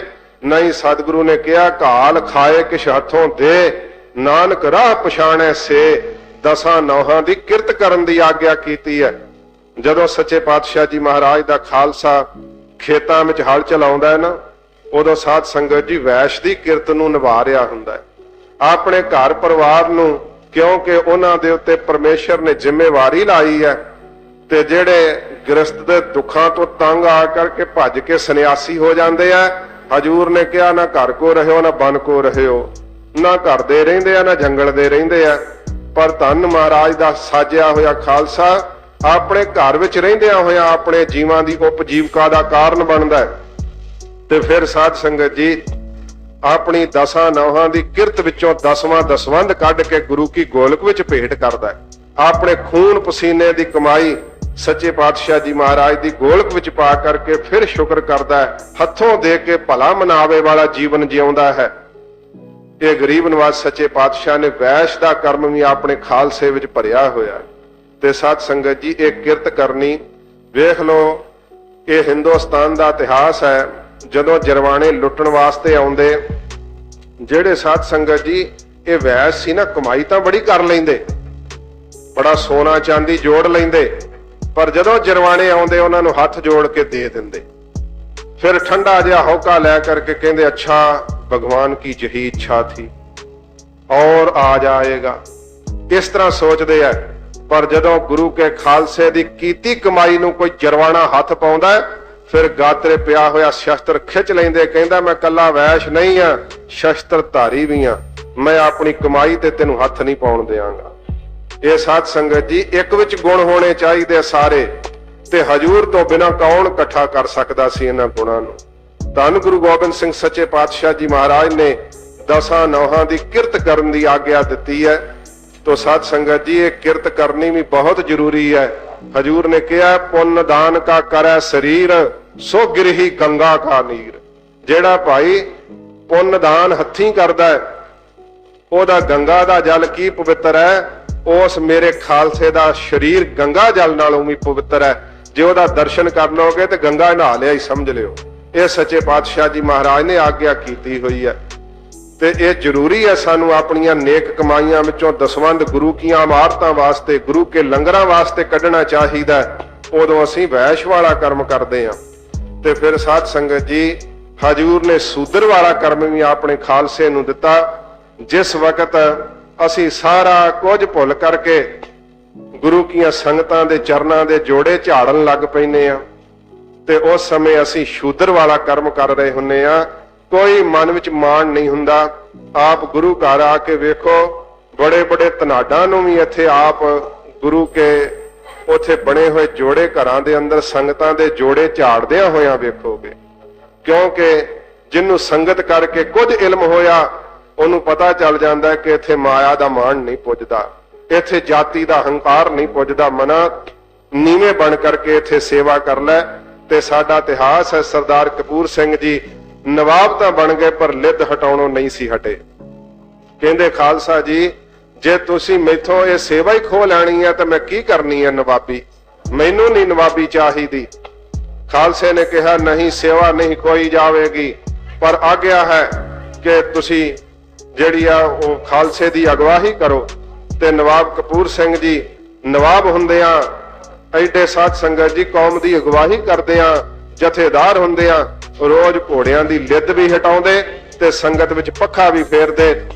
ਆਪਣਾ ਉਹ ਮਾਣ ਛੱਡ ਕਰਕੇ ਜਦੋਂ ਖਾਲਸਾ ਸੇਵਾ ਕਰਦਾ ਹੈ ਨਾ, ਉਦੋਂ ਸ਼ੂਦਰ ਵਾਲਾ ਕਰਮ ਸਾਧ ਸੰਗਤ ਜੀ ਪ੍ਰਵੇਸ਼ ਕਰ ਜਾਂਦਾ ਹੈ। ਸੱਚੇ ਪਾਤਸ਼ਾਹ ਜੀ ਮਹਾਰਾਜ ਨੇ 4 ਵਰਨਾਂ ਨੂੰ ਮੇਟ ਕਰਕੇ ਇੱਕੇ ਹੀ ਵਰਨ ਦੇ ਵਿੱਚ, ਜਿਹਨੂੰ ਖਾਲਸਾ ਕਹਿ ਲਓ ਨਾ, ਸਮਝ ਲਓ 4 ਹੀ ਵਰਨ ਕਹਿ ਦਿੱਤੇ। ਤੇ ਗਰੀਬ ਨਵਾਜ ਸੱਚੇ ਪਾਤਸ਼ਾਹ ਜੀ ਮਹਾਰਾਜ ਨੇ ਜਦੋਂ 4 ਵਰਨਾਂ ਨੂੰ ਇਕੱਠਿਆਂ ਕੀਤਾ ਤੇ ਲੜਾਈ ਝਗੜੇ ਮੇਟੇ ਆ ਜਾਂ ਪਾਏ ਆ? ਤਾਂ ਮਹਾਰਾਜ ਨੇ ਲੜਾਈ ਝਗੜੇ ਮੇਟ ਹੀ ਦਿੱਤੇ। ਸਗੋਂ ਚਾਹੀਦਾ ਇਸ ਹਿੰਦੁਸਤਾਨ ਨੂੰ, ਜਿਨ੍ਹਾਂ ਵਾਸਤੇ ਆਪਣਾ ਪਿਤਾ ਵਾਰ ਦਿੱਤਾ, ਉਹ ਅੱਜ ਵੀ ਬੇਮੁਖ ਹੋਏ ਤੁਰੇ ਫਿਰਦੇ ਆ। ਸਾਧ ਸੰਗਤ ਜੀ, ਜਿਨ ਕਿਰਪਾ ਰਾਮ ਪੰਡਤ ਦੀ ਅਗਵਾਈ ਵਿੱਚ ਪੰਡਤ ਚੱਲ ਕੇ ਆਏ ਸੀ ਨਾ, ਉਹਨਾਂ ਦੀਆਂ ਜਿਹੜੀਆਂ ਵੰਸ਼ਾਂ ਹੈ ਨਾ, ਉਹਨਾਂ ਦੀਆਂ ਵੰਸ਼ਾਂ ਨਿਹੰਗ ਸਿੰਘ ਸਜੀਆਂ ਹੋਈਆਂ। ਕਿਉਂਕਿ ਇੱਕ ਸਿੰਘ ਸੀਗਾ ਜਥੇ ਸੰਗਤ ਵਿੱਚ ਰਹਿੰਦਾ ਸੀ, ਉਹਦਾ ਮੈਂ ਪਾਸਪੋਰਟ ਵੇਖਿਆ। ਵੇਖੋ ਕਿੱਡੀ ਨੀਤ ਮਾੜੀ ਹੈ। ਪਾਸਪੋਰਟ ਤੇ ਲਿਖਿਆ ਹੋਇਆ ਸੀ ਉਹਦਾ ਨਾਮ ਤੇ ਅੱਗੇ ਲਿਖਿਆ ਹੋਇਆ ਸੀ ਬ੍ਰਾਹਮਣ ਸਿੱਖ। ਵੇਖੋ ਉਹਦੇ ਉੱਤੇ ਪਾਸਪੋਰਟ ਤੇ ਲਿਖਿਆ ਹੋਇਆ। ਜੇ ਤੁਸੀਂ ਆਪਣਾ ਮੈਰਿਜ ਸਰਟੀਫਿਕੇਟ ਵੀ ਲੈਣਾ ਤਾਂ ਸਿੱਖ ਮਰਿਆਦਾ ਦੇ ਅਧੀਨ ਨਹੀਂ ਲੈ ਸਕਦੇ। ਮੈਂ ਪੁੱਛਿਆ, ਉਹ ਪਹਿਲਾਂ ਸੰਗ ਗਿਆ ਮੈਨੂੰ ਫੜਾਉਣ ਤੋਂ ਹੀ, ਕਿਉਂਕਿ ਪਾਸਪੋਰਟ ਨਾ ਸੀ ਕਿਸੇ ਨੂੰ ਵਿਖਾਉਂਦਾ ਕਿ ਕੀ ਕਹਾਂ, ਮੈਂ ਪਹਿਲਾਂ ਬ੍ਰਾਹਮਣ ਸੀ। ਤਾਂ ਜਿਸ ਸਮੇਂ ਮੈਂ ਵੇਖ ਹੀ ਲਿਆ ਤਾਂ ਕਹਿਣ ਲੱਗਾ, ਗਿਆਨੀ ਜੀ ਅਸੀਂ ਨਾ ਬ੍ਰਾਹਮਣ ਹੁੰਨੇ ਸਾਂ ਪਹਿਲਾਂ। ਮੈਂ ਕਿਹਾ ਮੈਨੂੰ ਸਾਰੀ ਗੱਲ ਦੱਸ, ਗੱਲ ਕੀ ਆ? ਕਹਿੰਦਾ ਕਿ ਮੈਂ ਤਾਂ ਜਨਮ ਤੋਂ ਹੀ, ਜਦੋਂ ਮੈਨੂੰ ਅੰਮ੍ਰਿਤ ਦੀ ਗੁੜਤੀ ਮਿਲੀ ਆ, ਅੰਮ੍ਰਿਤ ਛਕਿਆ, ਸੰਗਤ ਚੀਰਿਆ, ਸੰਥਿਆ ਕੀਤੀ ਹੈ, ਪਰ ਸਾਡੇ ਪੁਰਖੇ ਜਿਹੜੇ ਸੀ ਨਾ, ਅਸੀਂ ਕਿਰਪਾ ਰਾਮ ਪੰਡਤ ਦੀ ਔਲਾਦ। ਤੇ ਸਾਧ ਸੰਗਤ ਜੀ, ਉਹ ਕਿਰਪਾ ਰਾਮ ਪੰਡਤ ਨਹੀਂ ਰਿਹਾ। ਭਾਈ ਕਿਰਪਾ ਸਿੰਘ ਸੱਜ ਕੇ ਚਮਕੌਰ ਦੀ ਗੜੀ ਵਿੱਚ ਸ਼ਹੀਦ ਹੋ ਗਏ ਸੀ। ਕਿ ਉਸ ਨੂੰ ਬ੍ਰਾਹਮਣ ਕਹਾਂਗੇ? ਉਹਨੇ ਆਪਣੀ ਸਾਰੀ ਵੰਸ਼ ਨੂੰ ਇਹ ਸਿੱਖਿਆ ਦੇ ਦਿੱਤੀ, ਆਪਣੀ ਔਲਾਦ ਨੂੰ, ਕਿ ਭਾਈ ਜੇ ਕੋਈ ਧਰਮ ਰੱਖਿਅਕ ਹੈ ਤੇ ਉਹ ਗੁਰੂ ਨਾਨਕ ਸਾਹਿਬ ਦਾ ਘਰ ਹੈ, ਹੋਰ ਕੋਈ ਨਹੀਂ ਬਚਾ ਸਕਦਾ। ਸਾਧ ਸੰਗਤ ਜੀ, ਫਿਰ ਵੀ ਉਹਨਾਂ ਦੀ ਕੁੱਲ ਦੇ ਨਾਲ ਇਹ ਬ੍ਰਾਹਮਣ ਸ਼ਬਦ ਲਿਖਿਆ ਜਾਣਾ, ਇਹ ਦੱਸਦਾ ਹੈ ਕਿ ਅਸੀਂ ਕਿਸੇ ਨੂੰ ਇੱਕ ਨਹੀਂ ਹੋਣ ਦੇਣਾ ਚਾਹੁੰਦੇ, ਫਿਰਕਾ ਪ੍ਰਸਤੀ ਦਾ ਬੀਜ ਬੀਜਣਾ ਹੀ ਚਾਹੁੰਦੇ। ਗੁਰੂ ਕਾ ਖਾਲਸਾ ਏਕਤਾ ਦਾ ਪ੍ਰਤੀਕ ਹੈ।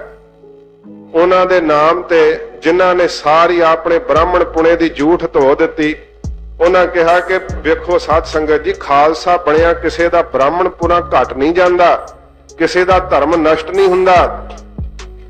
ਗੁਰੂ ਗੋਬਿੰਦ ਸਿੰਘ ਸੱਚੇ ਪਾਤਸ਼ਾਹ ਮਹਾਰਾਜ ਦੀ ਸਿੱਖੀ ਦਾ ਪੀਰ ਬੁੱਧੂ ਸ਼ਾਹ ਜੀ ਨੇ ਪਾਲੀ ਹੈ ਮੁਸਲਮਾਨ ਹੁੰਦਿਆਂ। ਸੱਚੇ ਪਾਤਸ਼ਾਹ ਮਹਾਰਾਜ ਦੀ ਸਿੱਖੀ ਪਾਲੀ ਹੈ ਜਾਤੀ ਮਲਕ ਜੀ ਨੇ ਬ੍ਰਾਹਮਣ ਹੁੰਦਿਆਂ। ਗੁਰੂ ਗੋਬਿੰਦ ਸਿੰਘ ਸੱਚੇ ਪਾਤਸ਼ਾਹ ਮਹਾਰਾਜ ਦੀ ਸਿੱਖੀ ਵਿੱਚ ਪ੍ਰਪੱਕ ਰਹੇ ਆ ਦਇਆ ਰਾਮ ਜੀ ਪ੍ਰੋਹਿਤ ਹੁੰਦਿਆਂ। ਤੇ ਸੱਚੇ ਪਾਤਸ਼ਾਹ ਮਹਾਰਾਜ ਦਾ ਘਰ ਹੀ ਹੈ ਕੇਵਲ, ਜਿਹੜਾ ਸਭ ਨੂੰ ਆਪਣੇ ਕਲਾਵੇ ਵਿੱਚ ਲੈ ਕਰਕੇ ਸਾਂਝੀ ਵਾਲਤਾ ਦਾ ਉਪਦੇਸ਼ ਦਿੰਦਾ ਹੈ। ਅਫਸੋਸ ਉਸੇ ਗੁਰੂ ਕੇ ਖਾਲਸੇ ਨੂੰ ਕਹਿੰਦੇ ਫਿਰਕਾ ਪ੍ਰਸਤੀ ਕਰਦੇ ਆ। ਸਾਧ ਸੰਗਤ ਜੀ, ਮਹਾਰਾਜ ਸੱਚੇ ਪਾਤਸ਼ਾਹ ਜੀ ਦਿੱਤੀ ਹੋਈ ਰਹਿਤ ਨੂੰ, ਦਿੱਤੇ ਹੋਏ ਉਪਦੇਸ਼ ਨੂੰ ਜਿਹੜਾ ਵੀ ਧਾਰਨ ਕਰੂਗਾ ਨਾ, ਉਹ ਸਾਧ ਸੰਗਤ ਜੀ ਏਕਤਾ ਦੇ ਰਸਤੇ ਤੇ ਚੱਲ ਪਊਗਾ। ਕਿਉਂਕਿ ਗੁਰੂ ਗਰੀਬ ਨਵਾਜ ਨੇ ਬਚਨ ਕਹੇ ਨੇ ਗੁਰੂ ਨਾਨਕ ਸਾਹਿਬ ਜੀ ਦੇ ਇਸ ਮਾਰਗ ਦਾ ਜ਼ਿਕਰ ਕਰਦਿਆਂ ਹੋਇਆਂ ਕਿ ਜੋ ਤਾਕੇ ਮਾਰਗ ਵਿੱਚ ਆਏ ਤੇ ਦੁੱਖ ਭੂਖ ਨਾ ਕਬੂ ਸਤਾਏ।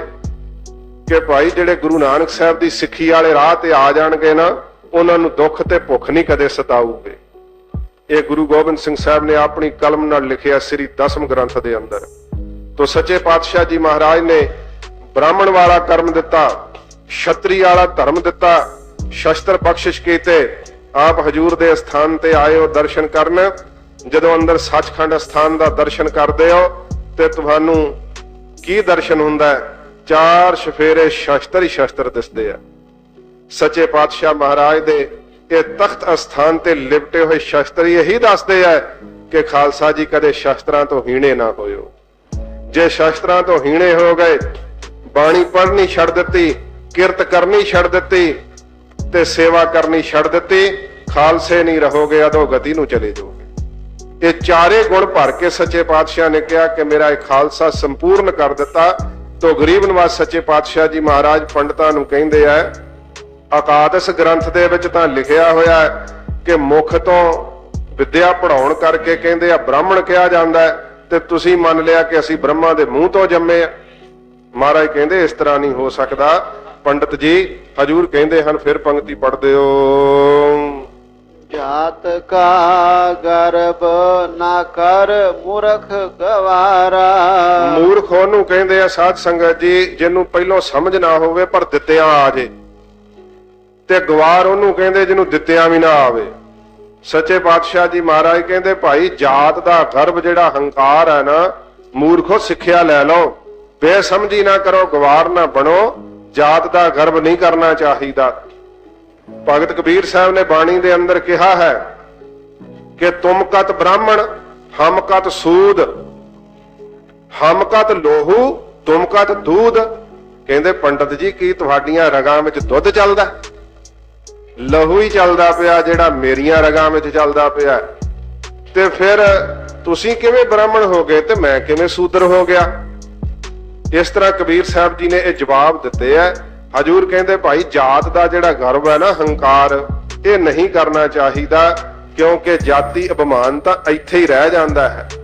ਜਿਹੜਾ ਜਾਤੀ ਅਭਿਮਾਨ ਕਰਦਾ ਹੈ ਨਾ ਸਾਧ ਸੰਗਤ ਜੀ, ਉਹਦੇ ਨਾਲ ਬੜੇ ਦੋਸ਼ ਪੈਦਾ ਹੁੰਦੇ। ਹਜੂਰ ਦੱਸਦੇ ਹਨ, ਇਸਾ ਗਰਬੇ ਤੇ ਚਲ ਹੈ ਬਹੁਤ ਵਿਕਾਰਾ। ਹਜੂਰ ਕਹਿੰਦੇ ਇਸ ਦਾ ਗਰਭ ਹੰਕਾਰ ਕਰਨ ਦੇ ਨਾਲ ਬੜੇ ਵਿਕਾਰ ਚੱਲਦੇ ਆ, ਬੜੇ ਦੋਸ਼ ਪੈਦਾ ਹੁੰਦੇ ਆ। ਇਹ ਹਿੰਦੁਸਤਾਨ ਦੇ ਅੰਦਰ ਜਿਹੜੀ ਆ ਵੰਡ ਤੇ ਲੜਾਈਆਂ ਚੱਕਰ ਚੱਲ ਰਹੇ ਨਾ ਸਾਰੇ, ਇਹ ਜਾਤੀ ਦਾ ਕਰਕੇ ਸਾਧ ਸੰਗਤ ਜੀ ਚੱਲ ਰਹੇ ਆ। ਹਰ ਕੋਈ ਕਹਿੰਦਾ ਮੇਰੀ ਜਾਤ ਵੱਡੀ ਆ, ਅਸੀਂ ਵੱਡੇ ਹੁੰਨੇ ਆ। ਇਹ ਸਾਧ ਸੰਗਤ ਜੀ ਵਰਨਾ ਆਸ਼ਰਮਾਂ ਨੂੰ ਕੀ ਹੈ ਕਿ ਜਿਹੜੀ ਸਿੱਖਿਆ ਦਿੱਤੀ ਸੀ, ਜਿਹਦੇ ਕਰਕੇ ਜੀਆਂ ਨੂੰ ਧਰਮ ਕਰਮ ਵਿੱਚ ਪਾਇਆ ਸੀ, ਉਹ ਤਾਂ ਭੁੱਲ ਹੀ ਗਏ। ਆਪਣੇ ਆਪ ਨੂੰ ਹੀ ਸਭ ਤੋਂ ਵੱਡਾ ਜਿਹੜਾ ਸੀ ਹਰ ਕੋਈ ਸਿੱਧ ਕਰਦਾ ਹੈ, ਜਿਸ ਕਰਕੇ ਸਾਧ ਸੰਗਤ ਜੀ ਲੜਾਈਆਂ ਤੇ ਝਗੜੇ ਪੈ ਰਹੇ ਆ। ਤੋ ਮਹਾਰਾਜ ਸੱਚੇ ਪਾਤਸ਼ਾਹ ਜੀ ਕਹਿੰਦੇ ਬਹੁਤ ਜ਼ਿਆਦਾ ਵਕਾਰ ਦੋਸ਼ ਜਿਹੜੇ ਆ ਨਾ, ਉਹ ਆ ਕਰਕੇ ਚਿੰਬੜਦੇ ਆ ਭਾਈ ਜੇ ਜਾਤੀ ਦਾ ਹੰਕਾਰ ਕਰੀਏ। ਸਾਧ ਸੰਗਤ ਜੀ ਇਹ ਜ਼ਰੂਰ ਹੈ, ਕਈ ਵਾਰੀ ਨਾ ਕੋਈ ਨਵੇਂ ਪੰਥ ਦੇ ਅੰਦਰ ਪ੍ਰਵੇਸ਼ ਕਰਦੇ ਆ ਤੇ ਪੰਥ ਦੀਆਂ ਰਵਾਇਤਾਂ ਨੂੰ ਵੇਖ ਕਰਕੇ ਕਿੰਤੂ ਕਰਦੇ ਆ। ਜਿਹੜਾ ਕੋਈ ਸਾਧ ਸੰਗਤ ਜੀ ਨੀਵੀਂ ਜਾਤ ਦਾ ਅੰਮ੍ਰਿਤ ਛਕ ਲਵੇ, ਉਹਦੀ ਨੀਵੀਂ ਜਾਤ ਰਹਿੰਦੀ ਨਹੀਂ। ਸਭ ਜਾਤ ਪਾਤ ਗੋਤ ਸਭ ਨਾਸ ਹੋ ਜਾਂਦੀ ਹੈ। ਪਰ ਕੀ ਹੈ ਕਿ ਦਲ ਪੰਥ ਵਿੱਚ ਸਮਝਿਆ ਜਾਂਦਾ ਹੈ, ਜਿਹੜਾ ਕੋਈ ਇੱਕ ਵਾਰੀ ਫਿਰ ਘਰੇ ਚਲੇ ਜਾਂਦਾ ਨਾ, ਉਹਨੂੰ ਫਿਰ ਦਲ ਪੰਥ ਵਿੱਚ ਐਵੇਂ ਨਹੀਂ ਰਲਾਉਂਦੇ। ਕਿਉਂਕਿ ਜਿਹੜੇ ਸਾਧ ਸੰਗਤ ਜੀ ਛੋਟੀ ਜਾਤ ਤੋਂ ਆ ਕਰਕੇ ਆਪਣੇ ਘਰਾਂ ਵਿੱਚ ਚਲੇ ਜਾਂਦੇ ਆ, ਫਿਰ ਉੱਥੇ ਕੀ ਆ ਤਮਾਕੂ ਦਾ ਸੇਵਨ ਹੁੰਦਾ ਤੇ ਰਹਿਤ ਤੋਂ ਢਿੱਲਾ ਹੋ ਕਰਕੇ ਜਿਹੜਾ ਇਹ ਜਥੇ ਸੰਗਤ ਵਿੱਚ ਦਲਾਂ ਪੰਥਾਂ ਵਿੱਚ ਮੰਨਿਆ ਜਾਂਦਾ ਸੀ ਪਹਿਲਾਂ ਕਿ ਜਿਹੜਾ ਘਰੇ ਗਿਆ ਉਹਦੀ ਦੁਬਾਰਾ ਸੁਧਾਈ ਕਰਦੇ ਹੁੰਦੇ ਸੀ ਕਿ ਭਾਈ ਇਧਰ ਸੁਧਾਈ ਕਰਾ ਫਿਰ ਤੂੰ ਪੰਥ ਵਿੱਚ ਸ਼ਾਮਲ ਹੋ ਸਕਦਾ। ਤੋ ਇਹ ਰਵਾਇਤਾਂ ਜਿਹੜੀਆਂ ਹਨ ਗੁਰੂ ਸਾਹਿਬ ਨੇ ਤੋਰੀਆਂ ਕਿ ਭਾਈ ਜਿਹੜਾ ਜਥੇ ਸੰਗਤ ਤੋਂ ਦਲ ਪੰਥ ਵਿੱਚੋਂ ਨਿਖੜ ਜਾਂਦਾ ਉਹਦੇ ਤੇ ਛੇਤੀ ਫਿਰ ਇਤਬਾਰ ਨਾ ਕਰੋ। ਜੇ ਉਹ ਯਕੀਨ ਦਿਵਾਉਂਦਾ ਗੁਰੂ ਗ੍ਰੰਥ ਸਾਹਿਬ ਦੇ ਸਾਹਮਣੇ ਪੰਜਾਂ ਦੇ ਪੇਸ਼ ਹੋ ਕਰਕੇ ਆਪਣੀ ਗਲਤੀ ਦੱਸਦਾ ਤੇ ਫਿਰ ਉਹਨੂੰ ਮਾਫ ਕਰ ਵਿੱਚ ਰਲਾਓ। ਇਹ ਸੱਚੇ ਪਾਤਸ਼ਾਹ ਜੀ ਨੇ ਆਗਿਆ ਕੀਤੀ ਹੈ, ਕਿਉਂਕਿ ਰਹਿਤ ਦੱਸੀ ਹੈ ਕਿ ਭਾਈ ਜਿਹੜੀ ਕੋਈ ਗਲਤੀ ਭੁੱਲ ਹੋਵੇ ਉਹ ਪੰਜਾਂ ਨੂੰ ਦੱਸ ਕਰਕੇ ਤੇ ਉਹਦੀ ਮਾਫੀ ਜਾਚਨਾ ਕਰ ਲੈਣੀ। ਤੇ ਜਿਹੜਾ ਇਹ ਸਤਿਗੁਰੂ ਨੇ ਜਿਨ੍ਹਾਂ ਕੰਮਾਂ ਤੋਂ ਰੋਕਿਆ ਹੋਇਆ ਨਾ, ਉਹ ਕੰਮ ਸਾਡੇ ਵਿੱਚ ਬਹੁਤ ਜ਼ੋਰਾਂ ਤੇ ਚੱਲ ਰਹੇ ਆ। ਬਾਹਰਲੇ ਦੇਸ਼ਾਂ 'ਚ ਤਾਂ ਗੁਰਦੁਆਰੇ ਵੀ ਜਾਤਾਂ ਦੇ ਨਾਂ ਤੇ ਬਣੇ ਹੋਏ ਆ। ਆਹ ਸੈਣੀਆਂ ਦਾ ਗੁਰਦੁਆਰਾ ਹੈ, ਆਹ ਜੱਟਾਂ ਦਾ ਗੁਰਦੁਆਰਾ ਹੈ, ਆਹ ਰਵਦਾਸੀਆਂ ਦਾ ਗੁਰਦੁਆਰਾ ਹੈ, ਇਹ ਫਲਾਨਿਆਂ ਦਾ ਢਿਮਕਿਆਂ ਦਾ ਗੁਰਦੁਆਰਾ ਹੈ, ਇਹ ਰਾਮਗੜੀਆਂ ਦਾ ਗੁਰਦੁਆਰਾ ਹੈ। ਇਸ ਤਰ੍ਹਾਂ ਜਾਤਾਂ ਦੇ ਨਾਂ ਤੇ ਗੁਰਦੁਆਰੇ ਸਾਹਿਬ ਬਣ ਚੁੱਕੇ ਆ। ਤੁਸੀਂ ਜਾਓ ਤੇ ਜਾਓਗੇ ਕਿੱਥੇ? ਵੰਡਿਆ ਜਾ ਰਿਹਾ ਸਿੱਖਾਂ ਨੂੰ। ਤੋ ਸੱਚੇ ਪਾਤਸ਼ਾਹ ਮਹਾਰਾਜ ਕਹਿੰਦੇ ਭਾਈ ਸਾਹਿਬ ਸਿੰਘ ਜੀ ਦੀ ਜਾਤ ਪੁੱਛੋਗੇ, ਜਿਨ੍ਹਾਂ ਨੇ ਗੁਰੂ ਕਲਗੀਧਰ ਜੀ ਨੂੰ ਆਪਣਾ ਸੀਸ ਭੇਟ ਕੀਤਾ ਸੀ। ਸਾਧ ਸੰਗਤ ਜੀ ਉਹਨਾਂ ਦੀ ਜਾਤ ਪਾਤ ਸਭ ਨਾਸ ਹੋ ਜਾਂਦੀ ਹੈ। ਜਿਹੜੇ ਗੁਰੂ ਜੀ ਦੇ ਚਰਨਾਂ ਵਿੱਚ ਹੱਥ ਜੋੜ ਕੇ ਕਹਿੰਦੇ ਆ ਮਹਾਰਾਜ ਮੇਰਾ ਸੀਸ ਕੱਟ ਲਓ, ਮੈਨੂੰ ਅੰਮ੍ਰਿਤ ਦੀ ਦਾਤ ਬਖਸ਼ ਦਿਓ। ਪ੍ਰਣ ਕਰਨਾ ਪੈਂਦਾ ਹੈ, ਕਿਉਂਕਿ ਪੰਜ ਪਿਆਰੇ ਸਿੰਘ ਸਾਹਿਬਾਨ ਕਹਿੰਦੇ ਅੱਜ ਤੋਂ ਸਿਰ ਪੰਥ ਦਾ ਸਮਝਣਾ, ਲੋੜ ਪੈਣ ਤੇ ਪੰਥ ਨੂੰ ਹਾਜ਼ਰ ਕਰਨਾ। ਤੇ ਸਾਧ ਸੰਗਤ ਜੀ ਜਦੋਂ ਸੀਸ ਹੀ ਗੁਰੂ ਸਾਹਿਬ ਨੂੰ ਭੇਟ ਕਰ ਦਿੱਤਾ, ਫਿਰ ਜਾਤ ਪਾਤ ਪਿੱਛੇ ਨਹੀਂ ਕੋਈ ਰਹਿ ਜਾਂਦੀ। ਸਤਿਗੁਰੂ ਜੀ ਦਾ ਉਹ ਬਖਸ਼ਿਸ਼ ਕੀਤਾ ਹੋਇਆ ਅੰਮ੍ਰਿਤ ਸਭ ਝੂਠਾਂ ਨੂੰ ਧੋ ਦਿੰਦਾ ਹੈ। ਤੋ ਸੱਚੇ ਪਾਤਸ਼ਾਹ ਮਹਾਰਾਜ ਕਹਿੰਦੇ ਭਾਈ ਮੂਰਖ ਗਵਾਰ ਹਨ ਜਿਹੜੇ ਜਾਤ ਦਾ ਹੰਕਾਰ ਕਰਦੇ ਆ, ਜਾਤੀ ਦਾ ਅਭਿਮਾਨ ਕਰਦੇ ਆ। ਤੋ ਸੱਚੇ ਪਾਤਸ਼ਾਹ ਕਹਿੰਦੇ ਆ ਗਵਾਰ ਮੂਰਖ, ਕਦੇ ਵੀ ਆਪਣੀ ਜਾਤੀ ਦਾ ਅਭਿਮਾਨ ਨਾ ਕਰ। ਜੇ ਕਰੋਗੇ ਤੇ ਇਸ ਗਰਵ ਦੇ ਨਾਲ, ਇਸ ਹੰਕਾਰ ਦੇ ਨਾਲ ਸਤਿਗੁਰੂ ਜੀ ਕਹਿੰਦੇ ਅੰਦਰ ਵਕਾਰ ਦੋਸ਼ ਜਿਹੜੇ ਆ ਭਾਈ ਉਹ ਉਪਜ ਖੜੇ ਹੁੰਦੇ ਆ।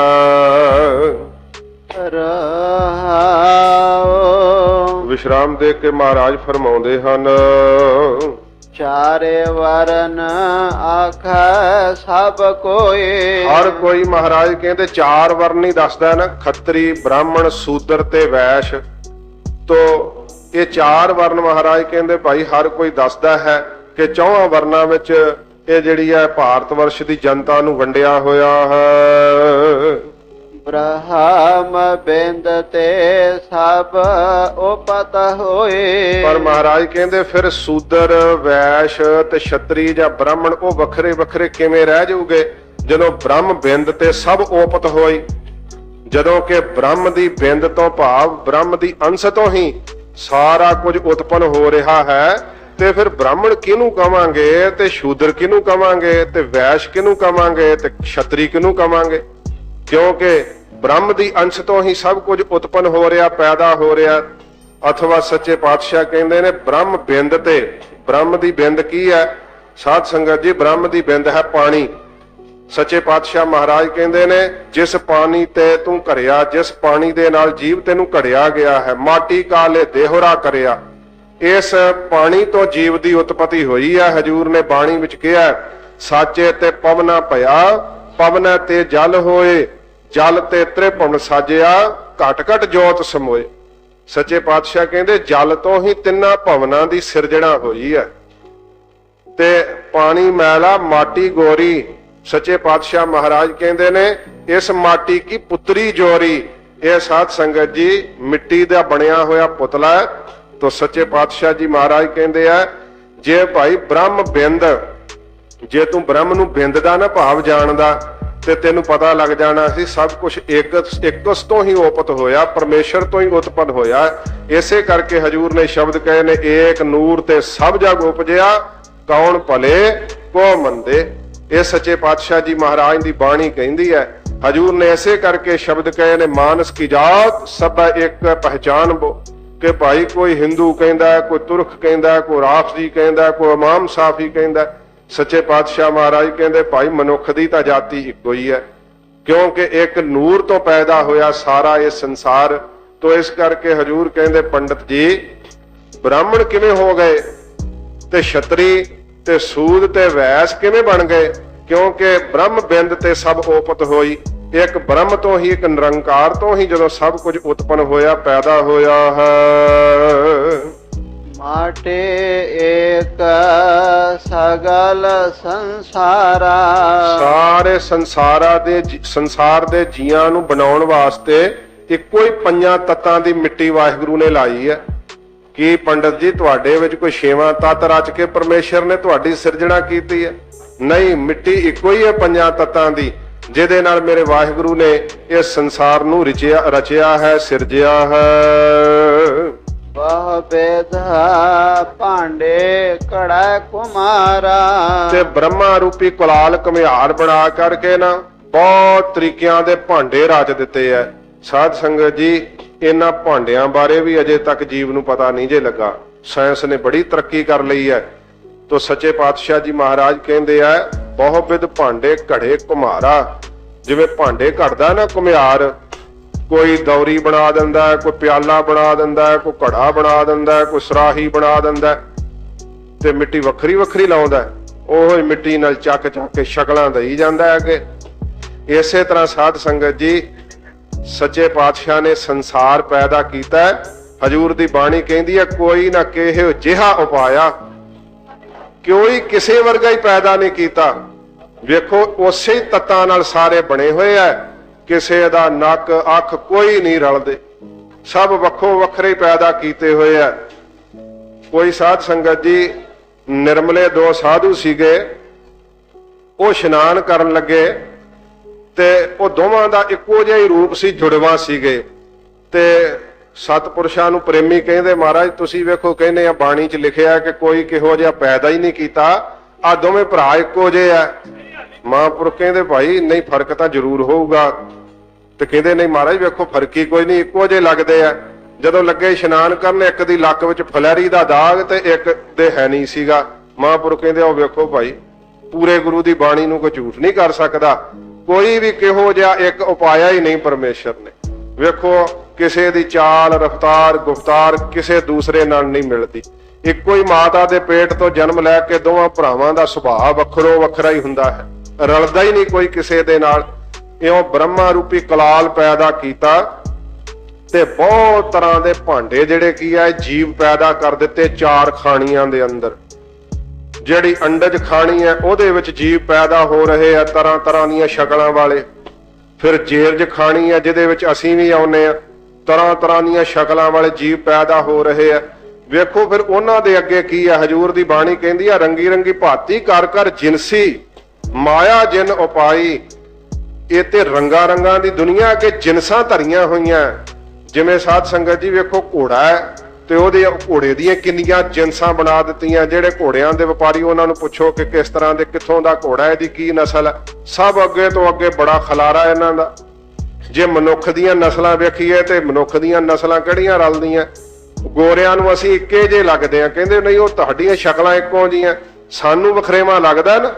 ਤੇ ਸਾਨੂੰ ਚੀਨੇ ਵੇਖਣ ਨੂੰ ਇੱਕੋ ਜਿਹੇ ਲੱਗਦੇ ਆ, ਗੋਰੇ ਵੀ ਇੱਕੋ ਜਿਹੇ ਲੱਗਦੇ ਆ। ਇਹ ਨਸਲ ਕਰਕੇ ਵੀ ਫਰਕ ਹੁੰਦਾ। ਇਹ ਵਾਹਿਗੁਰੂ ਨੇ ਭਾਂਡੇ ਹੀ ਸਾਜੇ ਹੋਏ ਆ। ਸਮੁੰਦਰ ਦਾ ਕੋਈ ਅੰਤ ਨਹੀਂ ਆਉਂਦਾ। ਜਿਹੜੇ ਸਮੁੰਦਰ ਦੀ ਖੋਜ ਕਰਦੇ ਆ ਉਹ ਸਾਇੰਸਦਾਨਾਂ ਨੂੰ ਨਿਤ ਨਵੀਂ ਮੱਛੀ ਲੱਭ ਪੈਂਦੀ, ਕਹਿੰਦੇ ਅੱਛਾ ਤਾਂ ਵੇਖੀ ਨਹੀਂ ਸੀ। ਇਸ ਤਰ੍ਹਾਂ ਦੇ ਵਾਹਿਗੁਰੂ ਨੇ ਸਾਧ ਸੰਗਤ ਜੀ ਸਿਰਜਿਆ ਹੋਇਆ ਸੰਸਾਰ। ਇਹ ਸਿਰਜੇ ਹੋਏ ਸੰਸਾਰ ਦਾ ਹੀ ਅੰਤ ਨਹੀਂ ਆਉਂਦਾ। ਸੱਚੇ ਪਾਤਸ਼ਾਹ ਕਹਿੰਦੇ ਫਿਰ ਉਹਨਾਂ ਦੀਆਂ ਕਿੰਨੀਆਂ ਕੁ ਜਾਤਾਂ ਰੱਖੋਗੇ ਅੱਗੇ ਪੰਡਤ ਜੀ, ਕਿਹੜੀ ਕਿਹੜੀ ਜਾਤ ਰੱਖੋਗੇ। ਅਸਲ ਵਿੱਚ ਹਜੂਰ ਨੇ ਕਿਹਾ ਭਾਈ ਜਾਤ ਉਹੋ ਹੀ ਹੈ ਜਿਹੜਾ ਕੋਈ ਕਰਮ ਕਰਦਾ ਹੈ। ਜੇ ਕੋਈ ਉੱਚੀ ਜਾਤ ਦਾ ਹੋ ਕੇ ਚੰਡਾਲਾਂ ਵਾਲੇ ਕਰਮ ਕਰੇ ਤੇ ਸਾਧ ਸੰਗਤ ਜੀ ਉਹਦਾ ਉੱਚੀ ਜਾਤ ਦਾ ਨਾਮ ਨਹੀਂ ਪਊਗਾ, ਉਹਦੇ ਕਰਮ ਕਰਕੇ ਉਹਦਾ ਨਾਮ ਪਊਗਾ।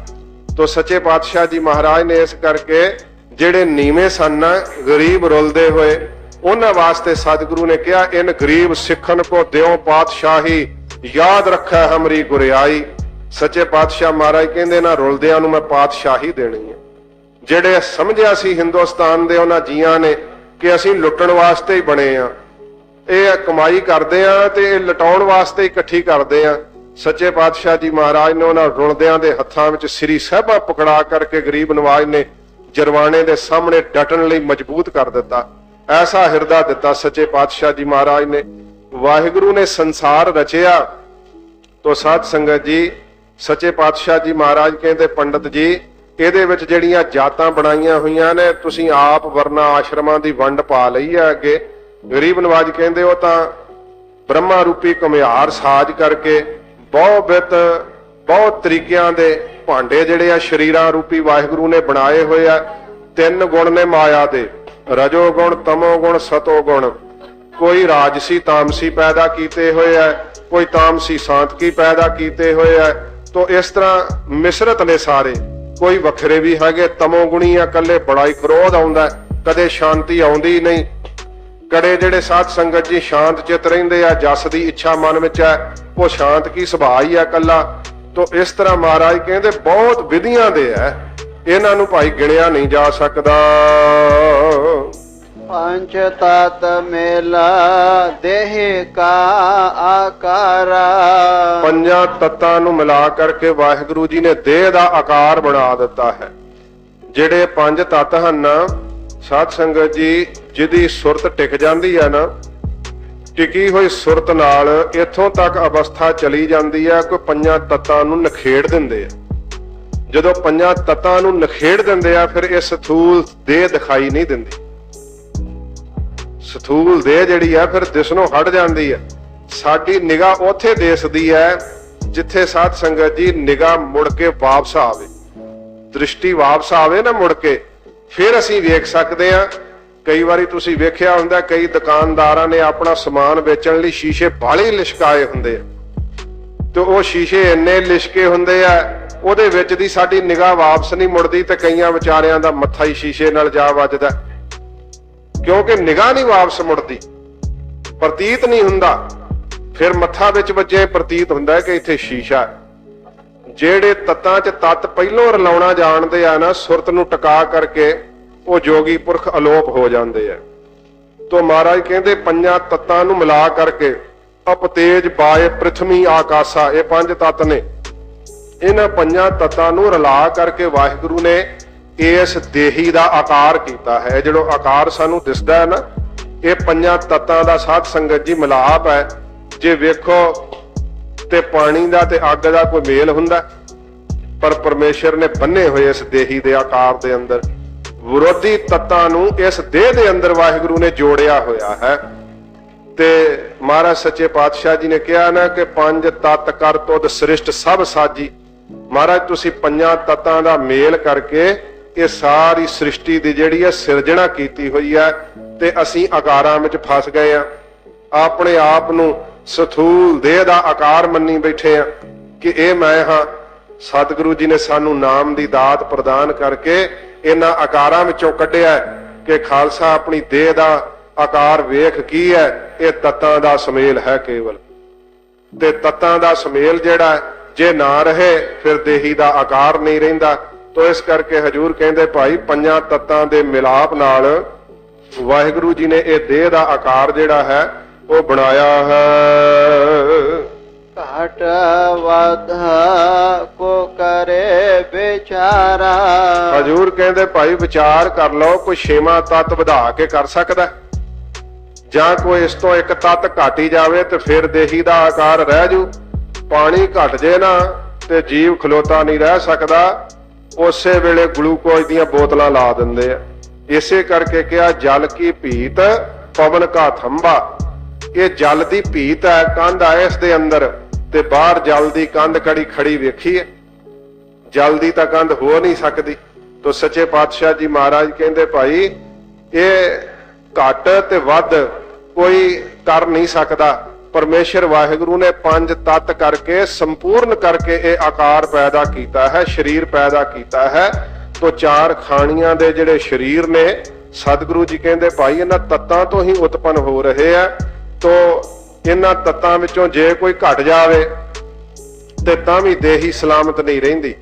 ਤੇ ਜੇ ਸਾਧ ਸੰਗਤ ਜੀ ਵੱਧ ਹੈ ਤੋ ਵੱਧ ਤੱਤ ਹੀ ਹੈ ਨਹੀਂ ਕੋਈ। ਮਹਾਰਾਜ ਕਹਿੰਦੇ ਕਿ ਜੇ ਕਿਸੇ ਵਿੱਚ ਸ਼ਕਤੀ ਹੈ ਤਾਂ ਭਾਈ ਛੇਵਾਂ ਤੱਤ ਹੀ ਬਣਾ ਕਰਕੇ ਦਿਖਾ ਦਿਓ। ਪਰਮੇਸ਼ਰ ਦੇ ਕੀਤੇ ਉੱਤੇ ਨਾ ਕੋਈ ਘਟਾ ਸਕਦਾ ਤੇ ਨਾ ਉਸ ਨੂੰ ਕੋਈ ਵਧਾ ਸਕਦਾ। ਪੂਰੇ ਦਾ ਕੀਆ ਸਭ ਕੁਝ ਕੀਆ ਪੂਰਾ ਹੀ ਹੈ। ਮਹਾਰਾਜ ਨੇ ਕਿਹਾ ਪੂਰੇ ਕਾ ਕੀਆ ਸਭ ਕੁਝ ਪੂਰਾ, ਘਟ ਵੱਧ ਕਿਛ ਨਾ ਹੈ। ਇਹਦੇ ਵਿੱਚ ਕੀ ਕੋਈ ਘਟਾ ਸਕਦਾ ਤੇ ਕੀ ਕੋਈ ਵਧਾ ਸਕਦਾ ਹੈ। ਤੋ ਸੱਚੇ ਪਾਤਸ਼ਾਹ ਮਹਾਰਾਜ ਕਹਿੰਦੇ ਮੇਰੇ ਵਾਹਿਗੁਰੂ ਨੇ ਭਾਈ ਇਹ ਸਭ ਕੁਝ ਪੂਰਾ ਹੀ ਕੀਤਾ ਹੈ। ਬ੍ਰਾਹਮਣ ਜੀ ਤੁਹਾਡੇ ਵਿੱਚ ਵੱਧ ਕੀ ਹੈ ਤੇ ਸ਼ੂਦਰਾਂ ਵਿੱਚ ਘਟ ਕੀ ਹੈ। ਉਹੋ ਜੀਆਂ ਉਹਨਾਂ ਦੀਆਂ ਉਂਗਲਾਂ ਨੇ, ਉਹੋ ਜੀਆਂ ਤੁਹਾਡੀਆਂ ਉਂਗਲਾਂ। ਜਿਹੋ ਜੇ ਤੁਹਾਡੇ ਸ਼ਰੀਰਾਂ ਦੇ ਆਕਾਰ ਨੇ ਉਹੋ ਜੇ ਉਹਨਾਂ ਦੇ ਆਕਾਰ ਨੇ। ਸਾਧ ਸੰਗਤ ਜੀ ਇਸ ਹਿੰਦੁਸਤਾਨ ਦੀ ਧਰਤੀ ਦੇ ਉੱਤੇ ਵਰਨਾ ਆਸ਼ਰਮਾਂ ਦੀਆਂ ਗੰਢਾਂ ਕਰਕੇ ਬਹੁਤ ਜ਼ਿਆਦਾ ਵਿਤਕਰਾ ਹੁੰਦਾ ਰਿਹਾ ਸ਼ੂਦਰਾਂ ਦੇ ਨਾਲ, ਬਹੁਤ ਜ਼ਿਆਦਾ ਵਿਤਕਰਾ। ਇਹ ਕਿਤਾਬਾਂ ਵਿੱਚ ਲਿਖਿਆ ਹੋਇਆ, ਕਿਸੇ ਦੇ ਕਹਿਣ ਕਰਕੇ ਨਹੀਂ। ਜੇ ਸ਼ੂਦਰ ਵਿਦਿਆ ਪੜ੍ਹ ਲਵੇ ਤੇ ਉਹਦੀ ਜ਼ਬਾਨ ਕੱਟ ਦਿੱਤੀ ਜਾਂਦੀ ਸੀ। ਜੇ ਸ਼ੂਦਰ ਵਿਦਿਆ ਸੁਣ ਲਵੇ ਤੇ ਸਿੱਕਾ ਘਾਲ ਕੇ ਉਹਦੇ ਕੰਨ ਬੰਦ ਕਰ ਦਿੱਤੇ ਜਾਂਦੇ ਸੀ। ਇਹ ਲਿਖਿਆ ਹੋਇਆ। ਤੇ ਜੇ ਸਾਧ ਸੰਗਤ ਜੀ ਉਹ ਕਿਤੇ ਆ ਗਿਆ ਵਿਦਿਆਰਥੀਆਂ ਦੇ ਕੋਲ ਪੜ੍ਹਨ ਵਾਸਤੇ ਤੇ ਫਿਰ ਉਸ ਦੀਆਂ ਅੱਖਾਂ ਤੱਕ ਕੱਢ ਦੇਣ ਦਾ ਹੁਕਮ ਸੀਗਾ। ਇਹ ਪੁਰਾਣੀਆਂ ਕਥਾਵਾਂ ਵਿੱਚ ਵੀ ਜ਼ਿਕਰ ਆਉਂਦਾ, ਮੈਂ ਥੋੜਾ ਜਿਹਾ ਜ਼ਿਕਰ ਕਰਦੇ ਆ। ਜਿੱਥੇ ਦਰੋਣਾਚਾਰੀਆ ਪਾਂਡਵਾਂ ਨੂੰ ਵਿਦਿਆ ਸਿਖਾਉਂਦੇ ਸੀ ਨਾ, ਕੌਰਵ ਵੀ ਸਿੱਖਦੇ ਸੀ, ਛਤਰੀ ਸਨ। ਤੇ ਭੀਲਾਂ ਦਾ ਮੁੰਡਾ ਇਕਲਵਿਆ ਆ ਕਰਕੇ ਕਹਿੰਦਾ ਮਹਾਰਾਜ ਮੈਨੂੰ ਵੀ ਸਿਖਾਓ। ਉਹ ਕਹਿੰਦੇ ਇਹ ਤਾਂ ਉੱਚੀ ਜਾਤੀ ਦੀ ਪਾਠਸ਼ਾਲਾ ਹੈ। ਪਾਠਸ਼ਾਲਾ ਦੇ ਅੰਦਰ ਵੀ ਉੱਚੀ ਜਾਤੀ ਦੇ ਲੋਕ ਪੜ੍ਹ ਸਕਦੇ ਸੀ, ਗਰੀਬ ਦਾ ਸ਼ੂਦਰ ਦਾ ਬੱਚਾ ਨਹੀਂ ਸੀ ਪੜ੍ਹ ਸਕਦਾ। ਸਾਧ ਸੰਗਤ ਜੀ ਜੇ ਇਸ ਹਿੰਦੁਸਤਾਨ ਦੀ ਜਨਤਾ ਨੂੰ ਮਾਣ ਦਿੱਤਾ ਤੇ ਸਾਹਿਬ ਗੁਰੂ ਨਾਨਕ ਸਾਹਿਬ ਜੀ ਨੇ ਦਿੱਤਾ, ਸੱਚੇ ਪਾਤਸ਼ਾਹ ਨੇ। ਇੱਜ਼ਤ ਨਾਲ ਸਿਰ ਉਠਾ ਕਰਕੇ ਮਾਣ ਨਾਲ ਜਿਉਣ ਦੀ ਜਾਚ ਦਸੀ ਹੈ ਤੇ ਸਾਹਿਬ ਗੁਰੂ ਨਾਨਕ ਸਾਹਿਬ ਨੇ ਦਿੱਤੀ ਹੈ। ਨਹੀਂ ਤੇ ਸਾਧ ਸੰਗਤ ਜੀ ਬੜਾ ਗਰੀਬਾਂ ਤੇ ਜ਼ੁਲਮ ਹੁੰਦਾ ਰਿਹਾ। ਧੰਨ ਗੁਰੂ ਨਾਨਕ ਸਾਹਿਬ ਜੀ ਮਹਾਰਾਜ ਨੇ ਇਸੇ ਕਰਕੇ ਭਾਈ ਲਾਲੋ ਗਰੀਬ ਦੇ ਘਰੇ ਗਏ ਸੱਚੇ ਪਾਤਸ਼ਾਹ, ਤੇ ਸਭ ਵਰਨਾ ਆਸ਼ਰਮਾਂ ਵਾਲਿਆਂ ਨੇ ਰੌਲਾ ਪਾ ਲਿਆ ਸੀ ਕਿ ਆਪ ਛਤਰੀ ਹੋ ਮਹਾਰਾਜ, ਤੁਸੀਂ ਆਪਣੀ ਜਾਤੀ ਖਰਾਬ ਕਰ ਦਿੱਤੀ ਹੈ, ਤੁਸੀਂ ਗਰੀਬ ਦੇ ਇਸ ਨੀਵੇਂ ਦੇ ਘਰ ਆ ਕਰਕੇ ਰੋਟੀ ਖਾ ਲਈ ਹੈ। ਤੇ ਹਜੂਰ ਨੇ ਪਵਿੱਤਰ ਵਾਕ ਕਹੇ ਸੀ, ਨੀਚਾ ਅੰਦਰ ਨੀਚ ਜਾਤ, ਨੀਚੀ ਹੂੰ ਅਤ ਨੀਚ, ਨਾਨਕ ਤਿਨ ਕੈ ਸੰਗ ਸਾਥ, ਵੱਡਿਆਂ ਸਿਉ ਕਿਆ ਰੀਸ, ਜਿੱਥੇ ਨੀਚ ਸਮਾਲੀਆਂ ਨ ਤਿੱਥੇ ਨਦਰ ਤੇਰੀ ਬਖਸ਼ੀਸ। ਕਿੰਨੇ ਚੁੱਕਣਾ ਸੀ ਨੀਵਿਆਂ ਨੂੰ ਜੇ ਗੁਰੂ ਨਾਨਕ ਸਾਹਿਬ ਅਵਤਾਰ ਨਾ ਧਾਰ ਦੇ ਤਾਂ? ਨੀਵਿਆਂ ਨੂੰ ਮਾਣ ਕਿਹਨੇ ਦੇਣਾ ਜੀ? ਸੱਚੇ ਪਾਤਸ਼ਾਹ ਮਹਾਰਾਜ ਇਸ ਧਰਤੀ ਤੇ ਆਉਂਦੇ ਨਾ ਤਾਂ ਨੀਵਿਆਂ ਨੂੰ ਮਾਣ ਦਿੱਤਾ ਸਾਹਿਬ ਗੁਰੂ ਨਾਨਕ ਸਾਹਿਬ ਸੱਚੇ ਪਾਤਸ਼ਾਹ ਜੀ ਮਹਾਰਾਜ ਨੇ। ਤੇ ਸਾਧ ਸੰਗਤ ਜੀ, ਇਹ ਭਾਰਤ ਵਰਸ਼ ਦਾ ਇਤਿਹਾਸ ਹੈ। ਇੱਕ ਲਵਿਆ ਨੂੰ ਦਤਕਾਰ ਦਿੱਤਾ ਗਿਆ, ਕਿਹਾ ਤੂੰ ਇਸ ਪਾਠਸ਼ਾਲਾ ਵਿੱਚ ਬੈਠ ਨਹੀਂ ਸਕਦਾ। ਕਹਿਣ ਲੱਗਾ ਗੁਰੂਦੇਵ ਕਿਉਂ? ਕਹਿਣ ਲੱਗਾ ਤੂੰ ਨੀਵੀਂ ਜਾਤ ਦਾ ਹੈ। ਅੱਛਾ, ਮੈਂ ਇੱਥੇ ਸਿੱਖ ਨਹੀਂ ਸਕਦਾ, ਸਾਰੀ ਜ਼ਿੰਦਗੀ ਮੈਂ ਕੋਈ ਵਿਦਿਆ ਪੜ੍ਹ ਨਹੀਂ ਸਕਾਂਗਾ, ਸ਼ਸਤਰ ਵਿਦਿਆ ਸਿੱਖ ਨਹੀਂ ਸਕਾਂਗਾ। ਕਹਿਣ ਲੱਗਾ ਤੂੰ ਹੋਰ ਕੋਈ ਗੁਰੂ ਲੱਭ ਲੈ, ਮੇਰੇ ਨਾਲ ਯਿੱਧ ਨਾ ਕਰ। ਦਰੋਣਾਚਾਰੀਆ ਨੂੰ ਜਵਾਬ ਨਹੀਂ ਸੀ ਉਸ ਦੇ ਅੱਗੇ। ਵੇਖੋ ਇੰਨਾ ਵਿਦਿਆ ਦਾ ਪੜ੍ਹਿਆ ਹੋਇਆ ਕੌਰਵਾਂ ਤੇ ਪਾਂਡਵਾਂ ਦਾ ਗੁਰੂ। ਆਖੀਰ ਇੱਕ ਲਵਿਆ ਚਲੇ ਗਿਆ। ਉਹਨੇ ਕਿਹਾ ਵਿਦਿਆ ਸਿੱਖਣੀ ਆ ਤਾਂ ਮੈਂ ਆਪਣੇ ਦ੍ਰਿੜ ਨਿਸ਼ਚੇ ਨਾਲ ਸਿੱਖਣੀ ਹੈ। ਫਿਰ ਵੀ ਉਹਨੂੰ ਗੁਰੂ ਮੰਨ ਕਰਕੇ ਧਾਰ ਲਿਆ ਸੀ, ਆਪਣੇ ਗੁਰੂ ਦਾ ਨਿਰਾਦਰ ਨਹੀਂ ਕੀਤਾ ਵੀ ਇਹ ਵੀ ਸਿੱਖਿਆ ਮਿਲਦੀ ਆ। ਅੱਜ ਤਾਂ 4 ਅੱਖਰ ਜਿਹੜੇ ਗੁਰੂ ਕੋਲ ਪੜ੍ਹੇ ਹੁੰਦੇ ਉਸਤਾਦ ਕੋਲੋਂ, ਉਹਦੀ ਨਿੰਦਿਆ ਕਰਨ ਲੱਗ ਜਾਂਦੇ। ਕਹਿੰਦੇ ਲੈ ਇਹਨੂੰ ਕੀ ਆਉਂਦਾ, ਮੈਂ ਤਾਂ 2 ਗ੍ਰੰਥ ਵੱਧ ਜਾਣਦਾ ਇਹਦੇ ਨਾਲੋਂ। ਇਹ ਤਾਂ ਸਾਡੀ ਇੱਥੋਂ ਤੱਕ ਤਾਂ ਹਾਲਤ ਗਿਰ ਗਈ ਹੈ, ਕੀ ਵਿਦਿਆ ਲੈਣੀ ਹੈ। ਇੱਕ ਲਵਿਆ ਨੇ ਮਨ ਵਿੱਚ ਸੰਕਲਪ ਕਰ ਲਿਆ ਸੀ, ਗੁਰੂ ਤਾਂ ਤੁਸੀਂ ਹੁਣ ਹੋ ਮੇਰੇ, ਜੇ ਨਹੀਂ ਵਿਦਿਆ ਸਿਖਾਉਣੀ ਤਾਂ ਵੱਖਰੀ ਗੱਲ ਹੈ, ਪਰ ਮੈਂ ਵਿਦਿਆ ਤੁਹਾਥੋਂ ਹੀ ਪ੍ਰਾਪਤ ਕਰਾਂਗਾ।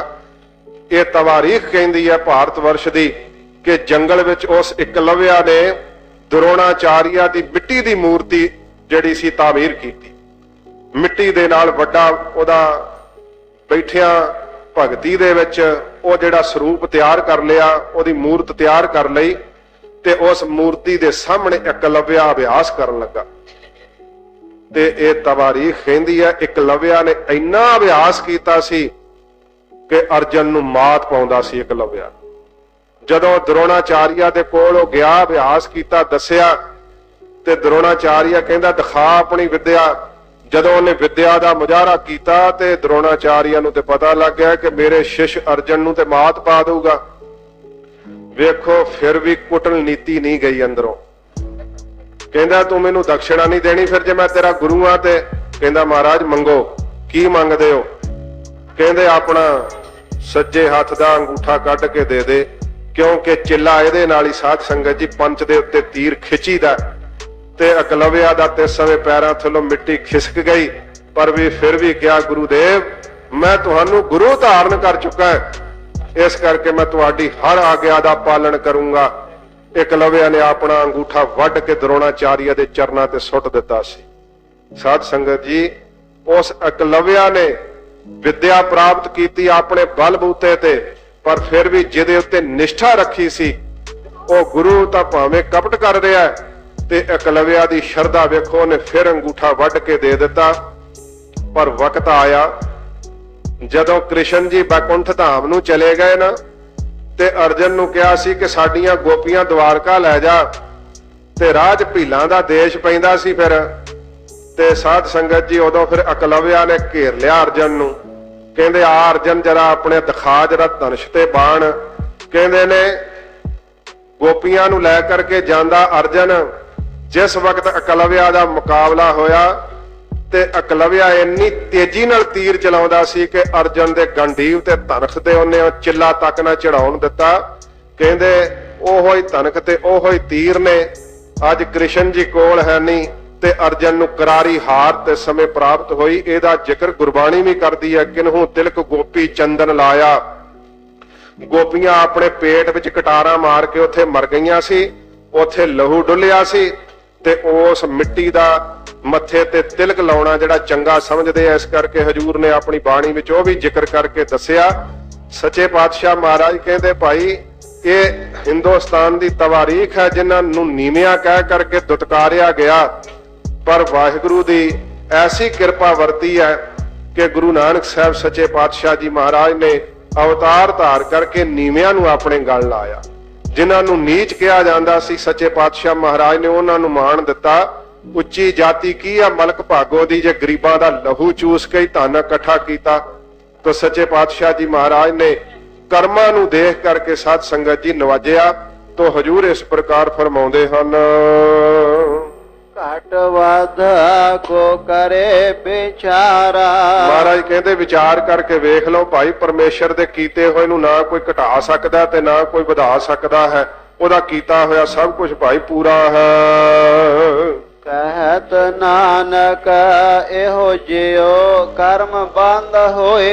सच्चे पातशाह जी कहते असल विच पंडित जी की है कि धन गुरु अमरदास साहब सतगुरु जी गुरु नानक साहब का तीसरा स्वरूप सतगुरु फरमाउंदे ने कि महाराज कहते पंडित जी ये जीव जड़े ना कर्मां दे बधे हुए है, कर्मां दे बधे होया नहीं वरना आश्रमां दीयां गंढां विच फसे हुए है। ते कर्मां दा बधा ही जीव संसार विच आउंदा है ते कर्मां दा बधा ही साध संगत जी इत्थों चलिया जांदा है। नाम नहीं जिन्ना चिर जपदा उन्ना चिर जाति अभिमान नहीं छुट सकदा।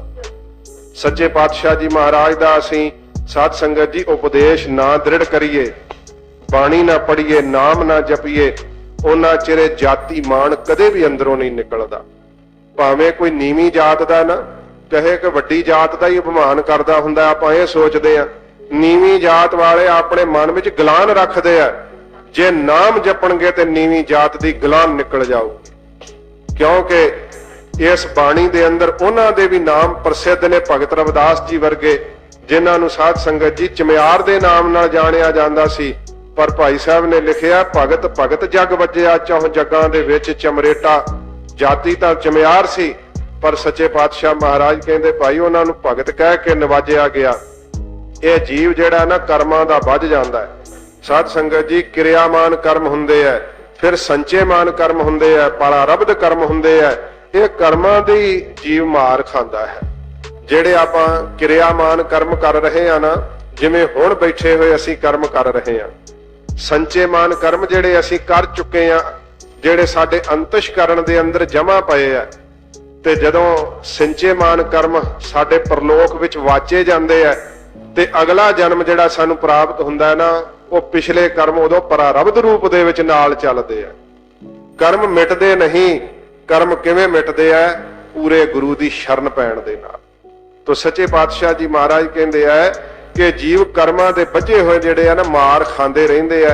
जिवें कल बचन आया सी कि भाई वेखो हनुमान जी किड्डे समर्थ दे सेवक श्री रामचंद्र जी दे, इन्नी सेवा भी कीती पर साधुआं दे लीड़े लाउण दा जिहड़ा कर्म कीता, कपड़े लाउण दा, तो उन्हां नूं कपड़े नहीं पाउण नूं प्राप्त होए। केवल एक कछौटी ही पहन करके अपना जीवन बतीत कीता। महाराज कहंदे कर्मां दे बधे होए जीव संसार ते आउंदे आ ते कर्मां दे बधे ही चले जांदे आ, फिर कर्म नवां जन्म दे दिंदे आ। वासना नहीं ना जिन्ना चिर मरदी, शरीर तां मर जांदा है पर वासना नवां जन्म कराउंदी है। फिर इस तरह हजूर कहंदे भाई ये जिहड़े जीव हन ना कर्मां दी फाही दे बझे होए हन।